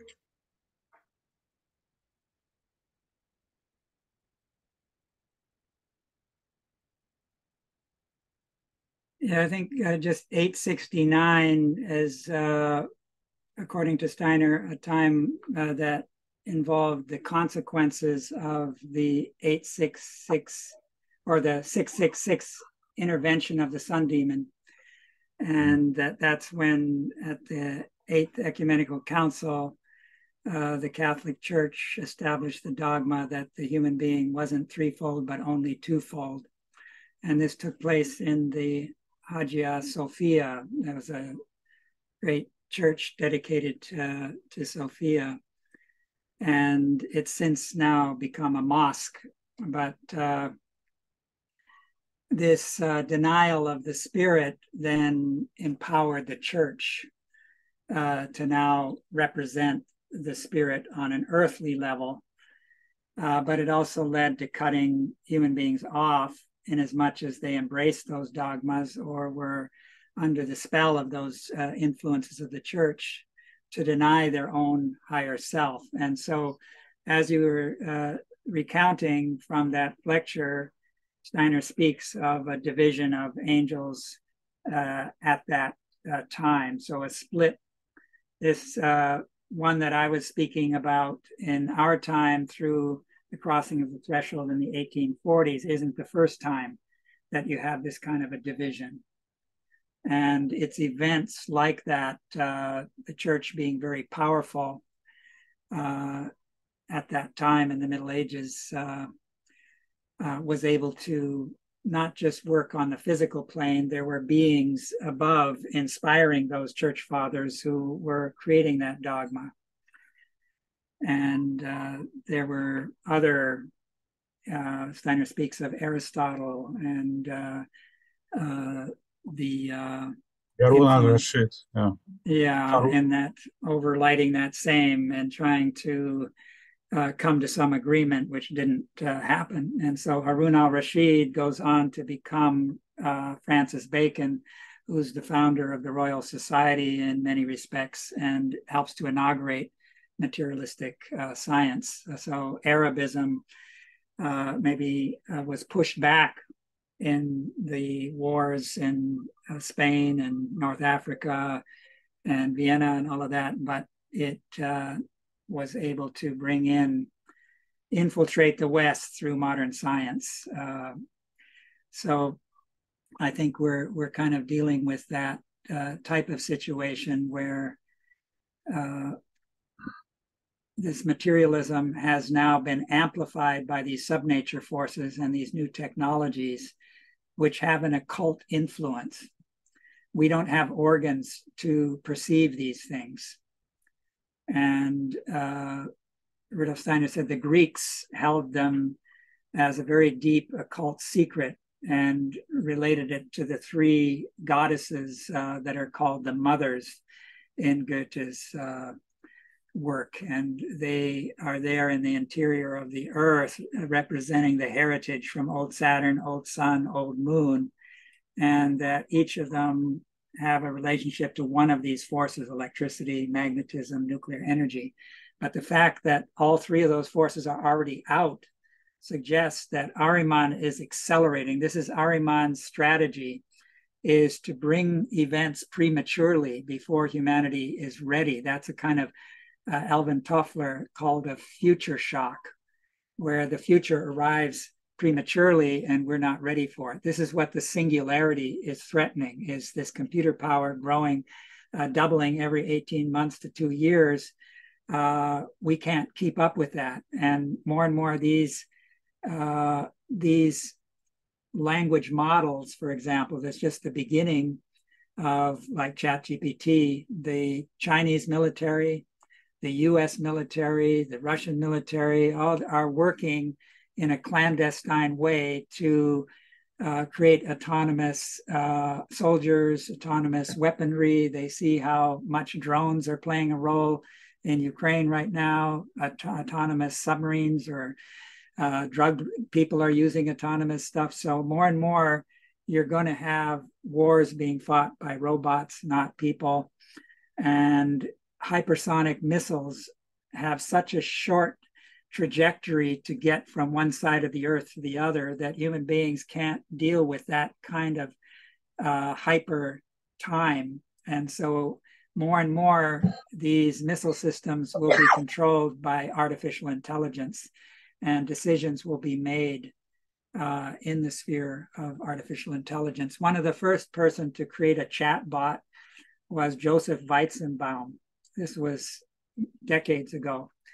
And he wrote a book called Human Reason and Computer Power. And he warned that these devices, these machines, shouldn't intervene in the realm where they're making judgments that impact human social life. And that's happening in medicine, in finance, like you say, in the political sphere. These things are being used to generate misinformation, propaganda. So I think that's what anthroposophists who are awake to these things need to see these things as a wake-up call. And one of them is to hear the sounding of the trumpets in the background, that we're in the time of the seventh trumpet that's meant to wake us up. We can't rest on our laurels. We need to look for ways to help people to understand this collective crossing of the threshold outside of anthroposophical circles. Otherwise, we're just a spiritual elite who are kind of having all this information that Steiner and other anthroposophists shared, but it's not finding its way to the general population. And we're going to have to suffer the consequences of the general population and how that's all going in the future. Yeah, Florian, just for sake of clarity, just according to this particular lecture from Karmic Cycle, which is lecture 11 from third volume, human being is corrupted if it completely relaxed in area of thinking. So in order to be a normal, good human being, we have to be active in our thoughts. So this is first, and second, what I would like to say for sake of clarity. So human double appears in the realm of humanity with beginning of fifth cultural period. I think it's related because whole humanity is sliding in lower areas of the cosmos because it's a course of evolution. So that's why, and they are representing subhuman nature because they are lower than human beings. They have rank of natural human beings. So, but fallen angels, this is something which is attacking us from upwards, from the top, from spiritual worlds. They were descended relatively late, so they were descended in 1879. This, let's say, victory of the battle, which is done by Michael in the spiritual world. So, which is interesting. It's clearing spiritual world, but those beings, dark beings, they joining humanity now. So, sorry for my long statements. Yeah, thank you. So, Sandra, you're next. Okay, what I'm going to ask may be disconnected from everything, but I have a feeling it's not, because I have a feeling everything we're talking about is connected in some huge way. I wrote down one thing in the course of the whole talk, Florian, and it was resurrected thoughts around the earth. That's a construct that is new to me, a concept, and I would love to understand even a little bit more. And I wonder, and this is a huge wondering stretch, maybe just playing my ignorance, I wonder if there's any connection between these resurrected thoughts and what's been called the belt of lies. Any connection whatsoever? That's the best way I can ask my question. Yeah, I recall Valentin Tomberg, who's often sort of misunderstood. Mm-hmm. I think there's something significant he had to offer, especially during his anthroposophical phase, that he gave a chapter in his Meditations on the Tarot. No, the New Testament studies. Oh, okay. That the very last one, I believe, deals with Pentecost event. And there he speaks of that it's related to this picture that Steiner gives of the three crosses and the Christ in the middle. And that Ahriman is looking through the one thief, I believe it's the one on the right, and he's kind of mocking Jesus Christ and saying, well, if you're a God, why don't you get us off the cross? And but the other, Lucifer, is looking through the other one on the left, I believe, and he recognizes that this being is suffering selflessly and without any prior karma, and he sees him as superior to his own past, where pride has played a role and the like. And he then asks to see him in his kingdom, or to unite with them. And the Christ, among these words from the cross, said that we will be together in paradise, kind of thing. And this sets the stage for the Pentecost event, which takes place 50 days after Easter. And the picture that Tomberg gives is that Lucifer stole the imaginations of Sophia, the world soul, who is the archetype of the human soul. And that in the Pentecost event, he now serves, he's remorseful of his past, and he then serves these imaginations of Sophia and cuts through this belt of lies that he's helped to create that are the false paradise around the earth, and then is the one that brings about the flames of fire over the disciples. So it's the redeemed Lucifer that becomes the Holy Spirit. So the normal angels, their symbol is water, but the redeemed Luciferic angels it's fire. So it's a baptism of fire. And this picture earlier of the resurrected thoughts, this has to do with the normal angels through whom the Christ, since the mystery of Golgotha, since the angels are closest to the human being, these angels, as Andre mentioned, are selfless. So Rudolf Steiner spoke of how we have to sacrifice the intellect in order to connect with the angels. We have to become like them, selflessly allowing the hierarchies above them to work through them. And so the Christ is centered in the spirits of form. There were 6 Elohim connected with the Son that incarnated at the baptism in the Jordan. The 7th Elohim was Yahweh, who prepared the mission of the Jews through 42 generations to prepare a body, a grail vessel for that Christ, which took place at the baptism in the Jordan, with John the Baptist acting as a mediator, a kind of messenger or initiate under the sway of Yahweh, fulfilling his mission. So now, since that mystery of Golgotha, the Christ has been the spirit of the earth, and he has been looking into the human world through the realm of the hierarchies, but especially the angels, because they're most intimately connected with us individually. But in the period of the high time or high tide of materialism, which Steiner says is the 1840s, which when this battle in heaven took place, more and more human souls were crossing the threshold with materialistic thoughts and materialistic disposition.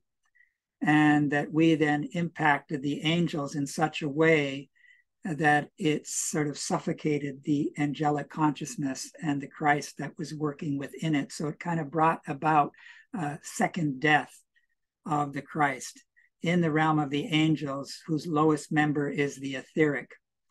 So the Christ then overcame these death forces, and out of that arose the second coming, which involves the resurrected thinking that is there in the aura around the earth, which is the beginning of the future golden city, the sun earth. It's an aura that really amplifies what had already been brought to the earth in the first coming.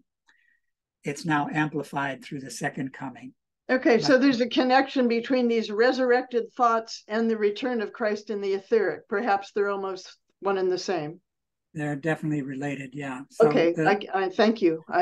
Thank you. And the philosophy of freedom, Rudolf Steiner being in touch with Michael, the countenance of Christ, who's the sun archangel, who's now rose to the rank of becoming an archai. So it's planetary in scope, his present mission, that Rudolf Steiner was attuned to him very much so from already past incarnations.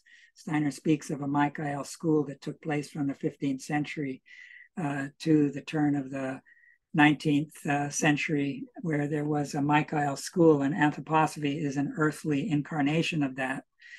And one could say that Rudolf Steiner's philosophy of freedom has the hallmark of this connection to Michael, of this raising our thoughts into the sphere of the second coming, even though it was written long before the second coming took hold.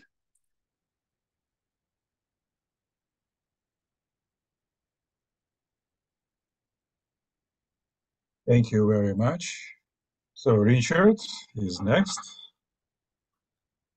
Two things. The first thing may seem trivial, okay, but I attend a Bible study group at the First Baptist Church, which is American Baptist, not Southern Baptists. And at the end of the session, he said, Timmy, who was 14 years old, is having a football game this Saturday. Let's go and support him in watching the football game. Now, I looked things up. There was no football game. And the reason was I looked it up again because this is a junior varsity football game. Well, I didn't go, but this just shows the church wanting to support people as much as it can. I intend to give as many anthroposophical insights as possible, but it's important to know that people are doing Michaelic things on an unconscious level, and it's still effective. Okay. The other thing is this is in regard to 869 and the abolishment of the spirit. I don't have everything in detail, but since it was brought up, Pope Nicholas wanted this man Photius to be the prelate in the East at Constantinople. Okay, and they had this ecumenical council back and forth. Pope Nicholas died, and then they decided that Photius was a heretic, and that man had no such thing as two souls. Okay, man had a soul, and the soul had spiritual qualities. But Photius never taught that at all. Not taught it. So that's number one. You see the way Ahriman usurps that. Now, how he's working, man doesn't even have a soul. Okay, all he is a body, totally materialistic. So that's just how Ahriman works. Thank you. Yeah, I think that's just like we have propaganda and misinformation in our time. You could say that demonizing of Photius and seeing him as a heretic involved misinformation, ascribing thoughts to him that weren't really what he was supporting. That's like a war in the world of thoughts that was playing a role already back then, where there was a battle going on in the spiritual world. As Steiner says, the earthly events are usually a reflection of what's going on in the soul spiritual world. So that 869 abolishment of the spirit becoming dogma set the stage for the later abolishment of the soul, which modern science is largely responsible for. But even, psychologists who deal with the soul, like Freud, helped to bring that about. And so it's this materialistic thinking, just like there's a difference between the butterfly and the moth. If you put electric light out, the moths tend to be attracted to the electric light, and they'll keep coming to it until they often burn themselves to death. The subnature forces have this kind of attractive power to pull us in as a subconscious appeal, because beneath them are our lower instincts, our animal nature. And so one of the things that the butterfly does is it's more attuned to the light. It dances in the light. It doesn't, it's more a day creature as opposed to the moths, which are more of a nocturnal. And our thinking needs to be more like the butterfly and learn to have that lightness on the earth and not the heaviness. Gravity has to do with the weight of our bodies that are drawn to the center of the earth, and especially the mineral kingdom is exposed to those forces. But the mineral kingdom is the inorganic, lifeless kingdom where Ahriman has his most powerful influence. And if you place the male and female in that middle realm between the upper boundary of nature and the lower boundary, the male tends to overshoot in a downward direction, and the female tends to overshoot in an upward direction in an archetypal sense. These days, we have a lot of confusion about gender.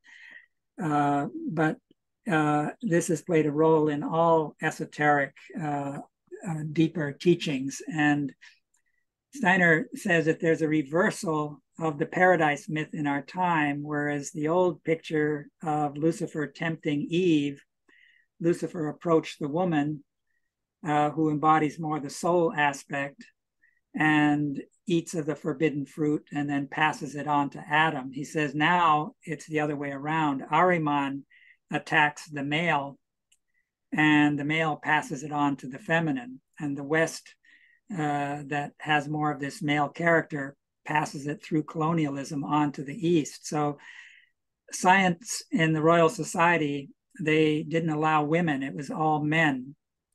And they tried to get rid of any thoughts that appealed to like poetry or qualities. They wanted everything to abide by this quantitative measuring, weighing, counting dimension. And so it's the male double that's playing a very powerful role. And this is one of the reasons Steiner invited women in the first Vorstand. He had hoped to have Ita Wegman lead the first class, Marie Steiner the second class. He was intending to lead the third class. And he had wanted one other woman to join the Vorstand, but this was Edith Marion, the sculpturist, but she was too sick and didn't survive. So I think that's also a dimension. If we overshoot in a downward direction, we then succumb to the Ahrimanic forces. If we overshoot in an upward direction, we're tempted by Lucifer. Lucifer is easier to redeem. Ahriman is much harder to redeem, like the mocking figure on the right side of the Christ. And so we're all caught between Lucifer and Ahriman, but if we don't find the Christ in the middle who can create that dynamic balance, then the Azuric beings take the place of Christ. And that is sort of a tragedy when that happens, is because Ahriman is the Lord of Death. Lucifer leads over to Ahriman. Ahriman leads over to the Azuric beings. The Azuric beings attack through sexuality, and they then attack the ego, but they turn love, which is meant to be sacramental, as it was celebrated in the sacraments of the Christian community as well as the church, is turned downward towards the interior of the earth. So you end up getting sadomasochism. And people who practice masochism are sort of gray occultists. They're in the beginning of moving towards black magic, sexual black magic, because after death, you usually suffer the pain that you've caused others. But if you've learned to take pleasure in other people's pain, you pervert that time after death. And rather than the suffering of others experienced in purgatory leading you upward, it instead leads these beings downward. So we're under attack.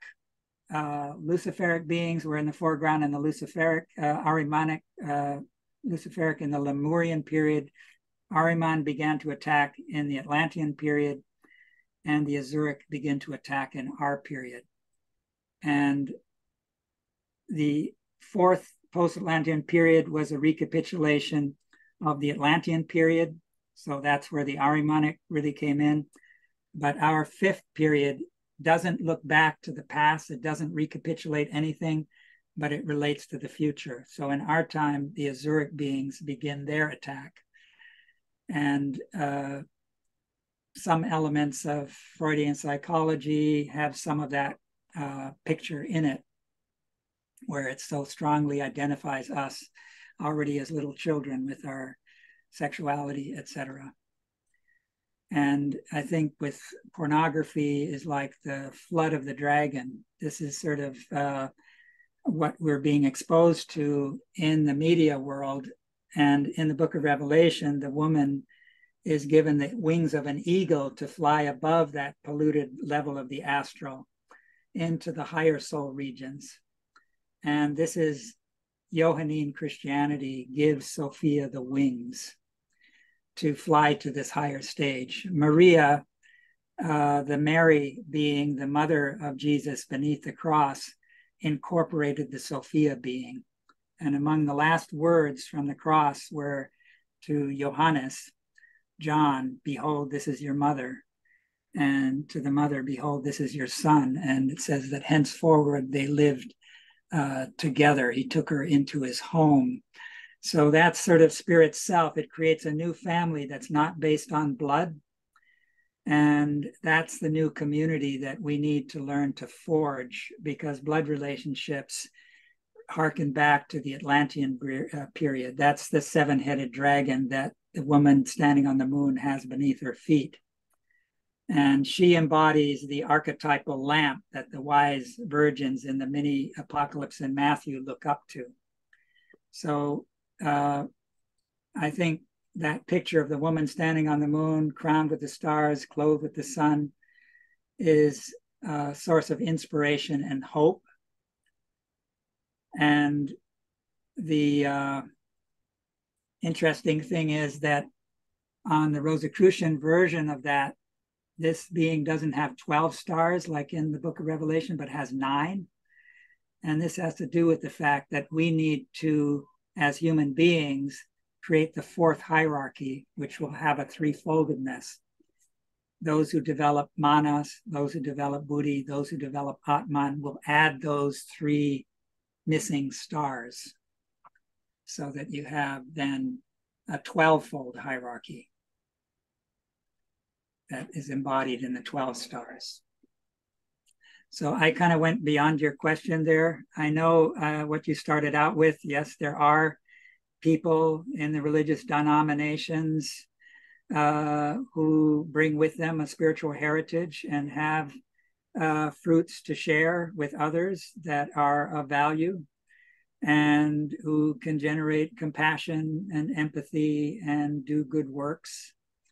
It's just without this occult knowledge of the power of the adversary and how it's growing in our time and how it's impacting us through social media, through computers and the internet, and clear ideas about the second coming. Those are needed to really meet the future in a way that's not caught off guard.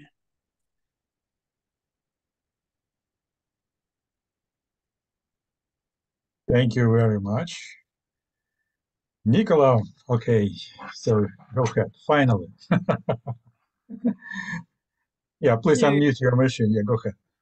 Right, thank you. Thank you again. And yeah, I'm very glad of your point, Richard, and your response, Florian, because that's been one of my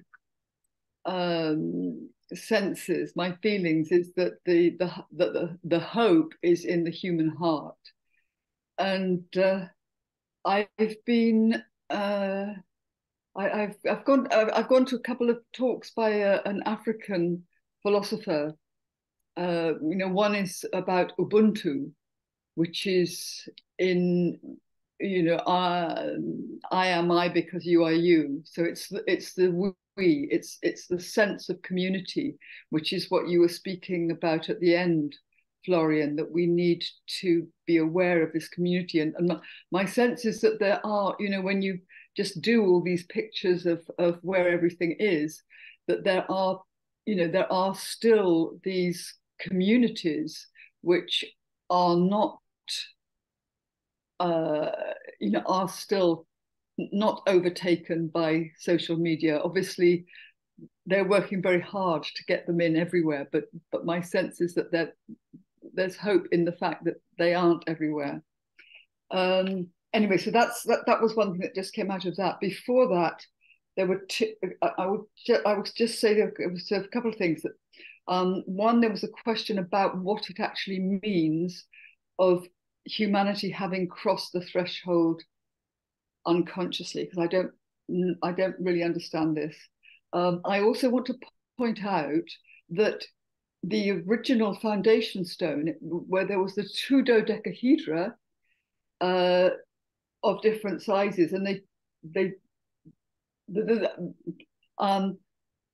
I'm a Pythagorean mathematician, so I'm very interested in this. And there are the pyrites, inside them, and they are the smaller parietes is in the larger dodecahedron, and the larger parietes is in the smaller dodecahedron. And parietes are very, very, they're very interesting minerals. But I've been in a little bit in conversation with Mary Stuart Adams, thanks to your an earlier showing of one of your YouTubes, Andre. And I'll just say a little. I'd just like to tell you that in terms of my mathematical path, which was that I was. It was just very surprising. So in terms of this, yeah, the dealing with the animus and yeah. So I will anyway. I won't go into all that, but it was definitely I was very much guided by my guardian angel, because I dropped out. I was at Cambridge initially, and it was very difficult for me because it was so male dominated. But I was guided back very clearly through various God incidences to complete my maths degree somewhere where I could do an essay option. And it was through the essay option that I discovered Pythagorean mathematics, which is the true mathematics, which is because the true mathematics is those things which have been learned through the wisdom of love. Philosophia is actually it's a Pythagorean term, and it means wisdom of love, not love of wisdom. And I can justify that totally academically anyway, but I won't go into that. But so I've been drawn to. I'm working on a book called Mathematics and Morality: Refining Awareness, Deepening Love, and it's to do with it is precisely the difficult area of dealing with Ahriman, i.e. to do with the qualitative mathematics, not quantitative mathematics. Anyway, so I just wanted to share that with you and everyone here, that there is hope for mathematics. But I would like to go back to my question, my main question, which was about what it means to do with there's an unconscious crossing of the threshold, because I haven't really grasped what that means. Please, if you can enlighten me a little bit. Yeah. So to begin where you spoke about the heart aspect, that Rudolf Steiner indicated that the Michael being was the ruler of cosmic intelligence in the past. And for the sake of the unfolding of human freedom, he released that, and it kind of descended as a golden rain into the human realm over time, beginning in about the 4th century. It arose on the human earthly level around the time of the scholastics, and Thomas Aquinas, prior incarnation of Rudolf Steiner, were among those who received it at that time, the 12th, 13th century. And that since then, this release of cosmic intelligence has led to a new stage, beginning in the 15th century. The consciousness soul began in 1413 is a time frame Steiner gives, and that at the beginning of that period, there was a cosmic storm that was initiated by the highest hierarchy, where they created a transformation of the center of human consciousness from the heart to the head. And that this also helped to bring about a new formation in the forebrain. And that's where our higher sort of brain functions are centered. And that also the Gabriel forces were involved in that. They ruled from about 1550 to 1879. And have more to do with heredity, human physiognomy, modern science, nationalism, and all of this. And that in this new period, Michael can't rule cosmic intelligence in the old way, but he wants to take up his new rulership within human hearts. The human heart is related to the sun, and the sun is, of course, the realm out of which Michael works as the countenance of Christ. And so if we're on the way to developing this future mission of the earth to transform wisdom into love, and this happens spontaneously, the more wisdom we absorb, the more it spontaneously is transformed into love, because it leads to love. And so the heart can shine like an inner sun and break out of the prison of the body. And this happens through compassion, through empathy, through widening one's circle of identity to encompass your karmic relationships, and ultimately beyond that to humanity as a whole. And so you have, on the one hand, that kind of a situation. Now, mathematics was in the personality of Pythagoras. He was, according to Steiner, one of the three magi, the one who laid the gold before the Christ. And gold was a symbol of living wisdom. And that the Pythagorean approach to mathematics has this archetypal character. He created this school of initiation, and that geometry could be seen not just abstractly, but it was there in the heavens, in the movement of the heavenly bodies, in the crystalline structure of the minerals, that God, the divinity, worked with geometry. So we can never, we can conceive of a perfect circle, but we can never create one in the physical realm. And that level of conceiving of the pure circle, the pure triangle, etc., those are sort of a gateway training to the spiritual world. In the Platonic Academy, mathematics was an important part of the preparation, because it helps to establish clear thinking. And Steiner said clear thinking is the only way to raise our thinking to higher levels and be able to navigate in those realms, because we can take that clear thinking with us to all levels.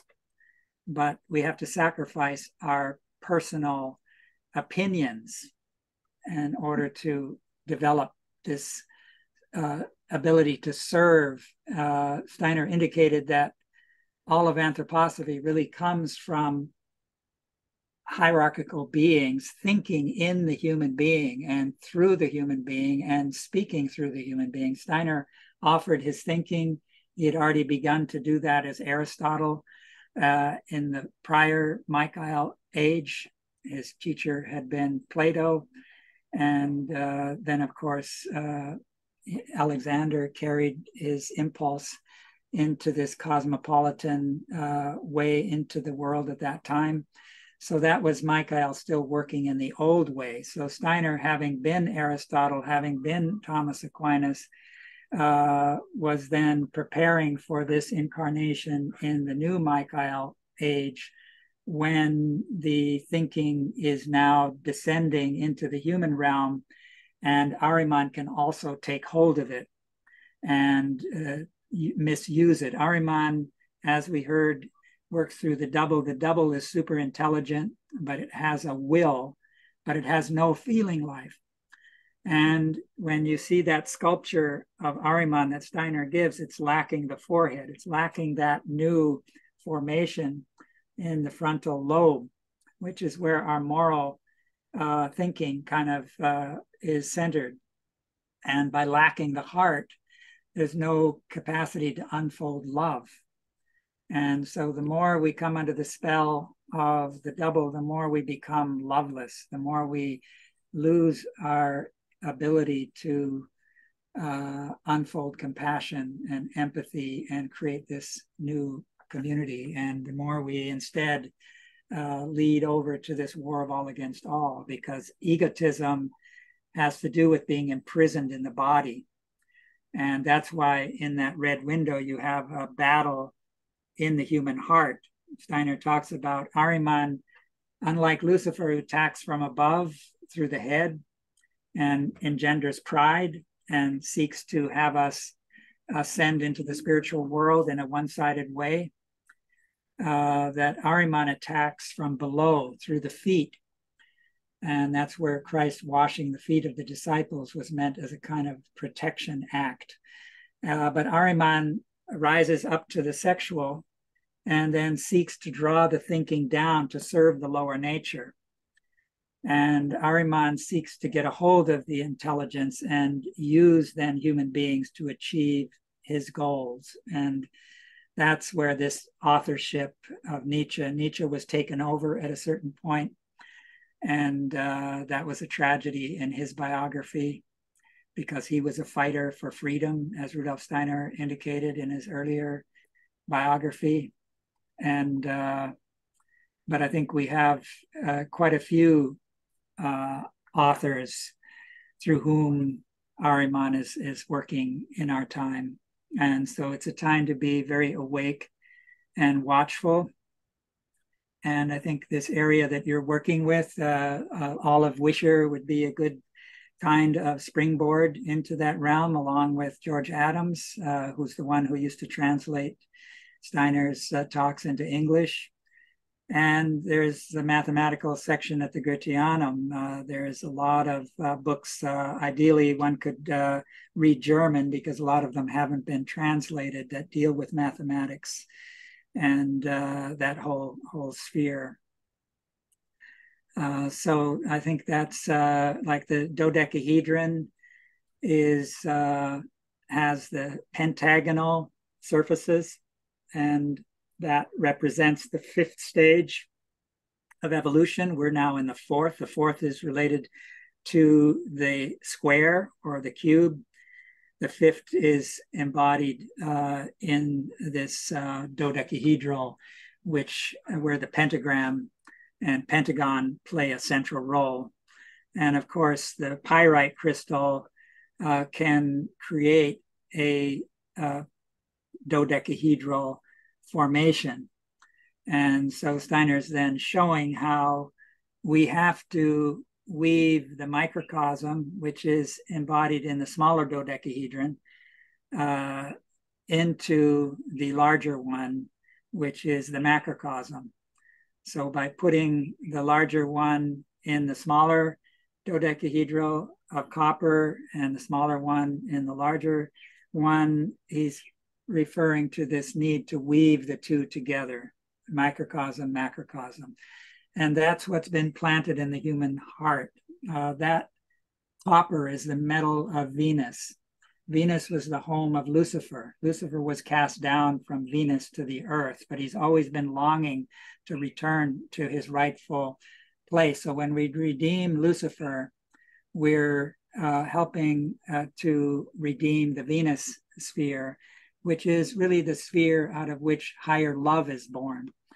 So the pentagonal form is also there in the rose.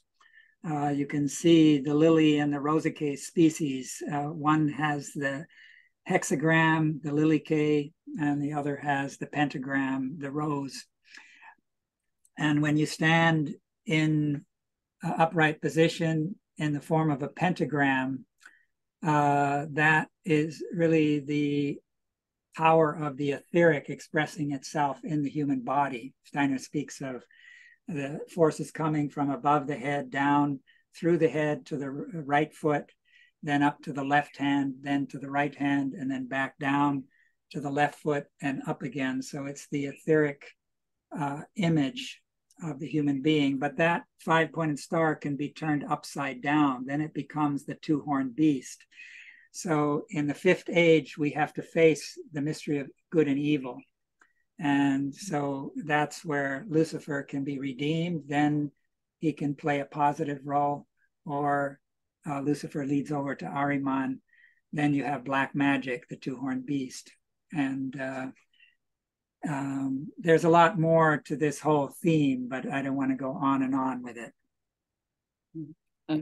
No, thank you very much. Yeah, yes, I mean, I'm in touch with the Goethe, and I'm obviously, and I'm very fortunate in being able to speak German, but I've been trying to find other translators because there are very important works by Locher Ernst and Bindel, and I think projective geometry has been followed, but there are works by Bindel and Locher Ernst about numbers, about integers, and I've been very aware of this qualitative aspect of the integers being really important. So we've now created a sacred mathematics and research group in Emerson College in Forest Row, and we're starting to work with this and hopefully be more in contact with Mary Stuart Adams as well, because I think this is another thing, this German English, I mean, there's this Anglo-American problem of being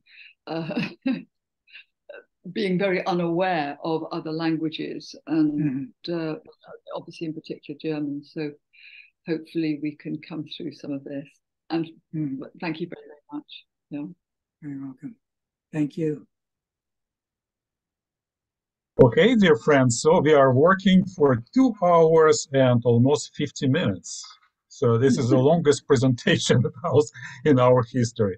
So it's a great joy to have Florian for our meetings. And I've been going to give like more stuff, but I think we have to finish. And so Florian described something which is a spiritual landscape for our life, which is full of corrupted thinking and technology and subnatural forces, but it's all predestined by our curse of evolution. So, and we have to raise our hands and grab hand of Michael for help. So, and so I send you best wishes for Michaelmas experience. And Florian, thank you so much for your presentation, which is as usual so bright. And dear friends, you are welcome to unmute your machine and say hi and thank you to Florian. And we will conclude our session. Thank you, Florian. Thank you, everyone. Thank you. Thanks, Florian. Yeah, Thank you all. Thank you all. Thank you. Thank you. Thank you. Thank you. Thank you. Thank you. Thank you, Florian. Next year, maybe have a retreat in Hawaii. Okay, yeah, that please, sounds like a good idea. It's a great place for it. Yeah. I would love to meet your chickens. Okay. It's a lot of chicken there in the parks. I love those chickens running around. That's lovely. Yeah. Thank you. Great. Brilliant, amazing, astonishing. Yeah. Thank you very much. Very helpful. Thank you. Good night. Good night, everyone. Sweet, sweet thoughts and dreams. God bless. Thank you, Nicola. Bye-bye. Bye-bye. Yeah, take care, dear friends. Thank you. You as well. Bye-bye.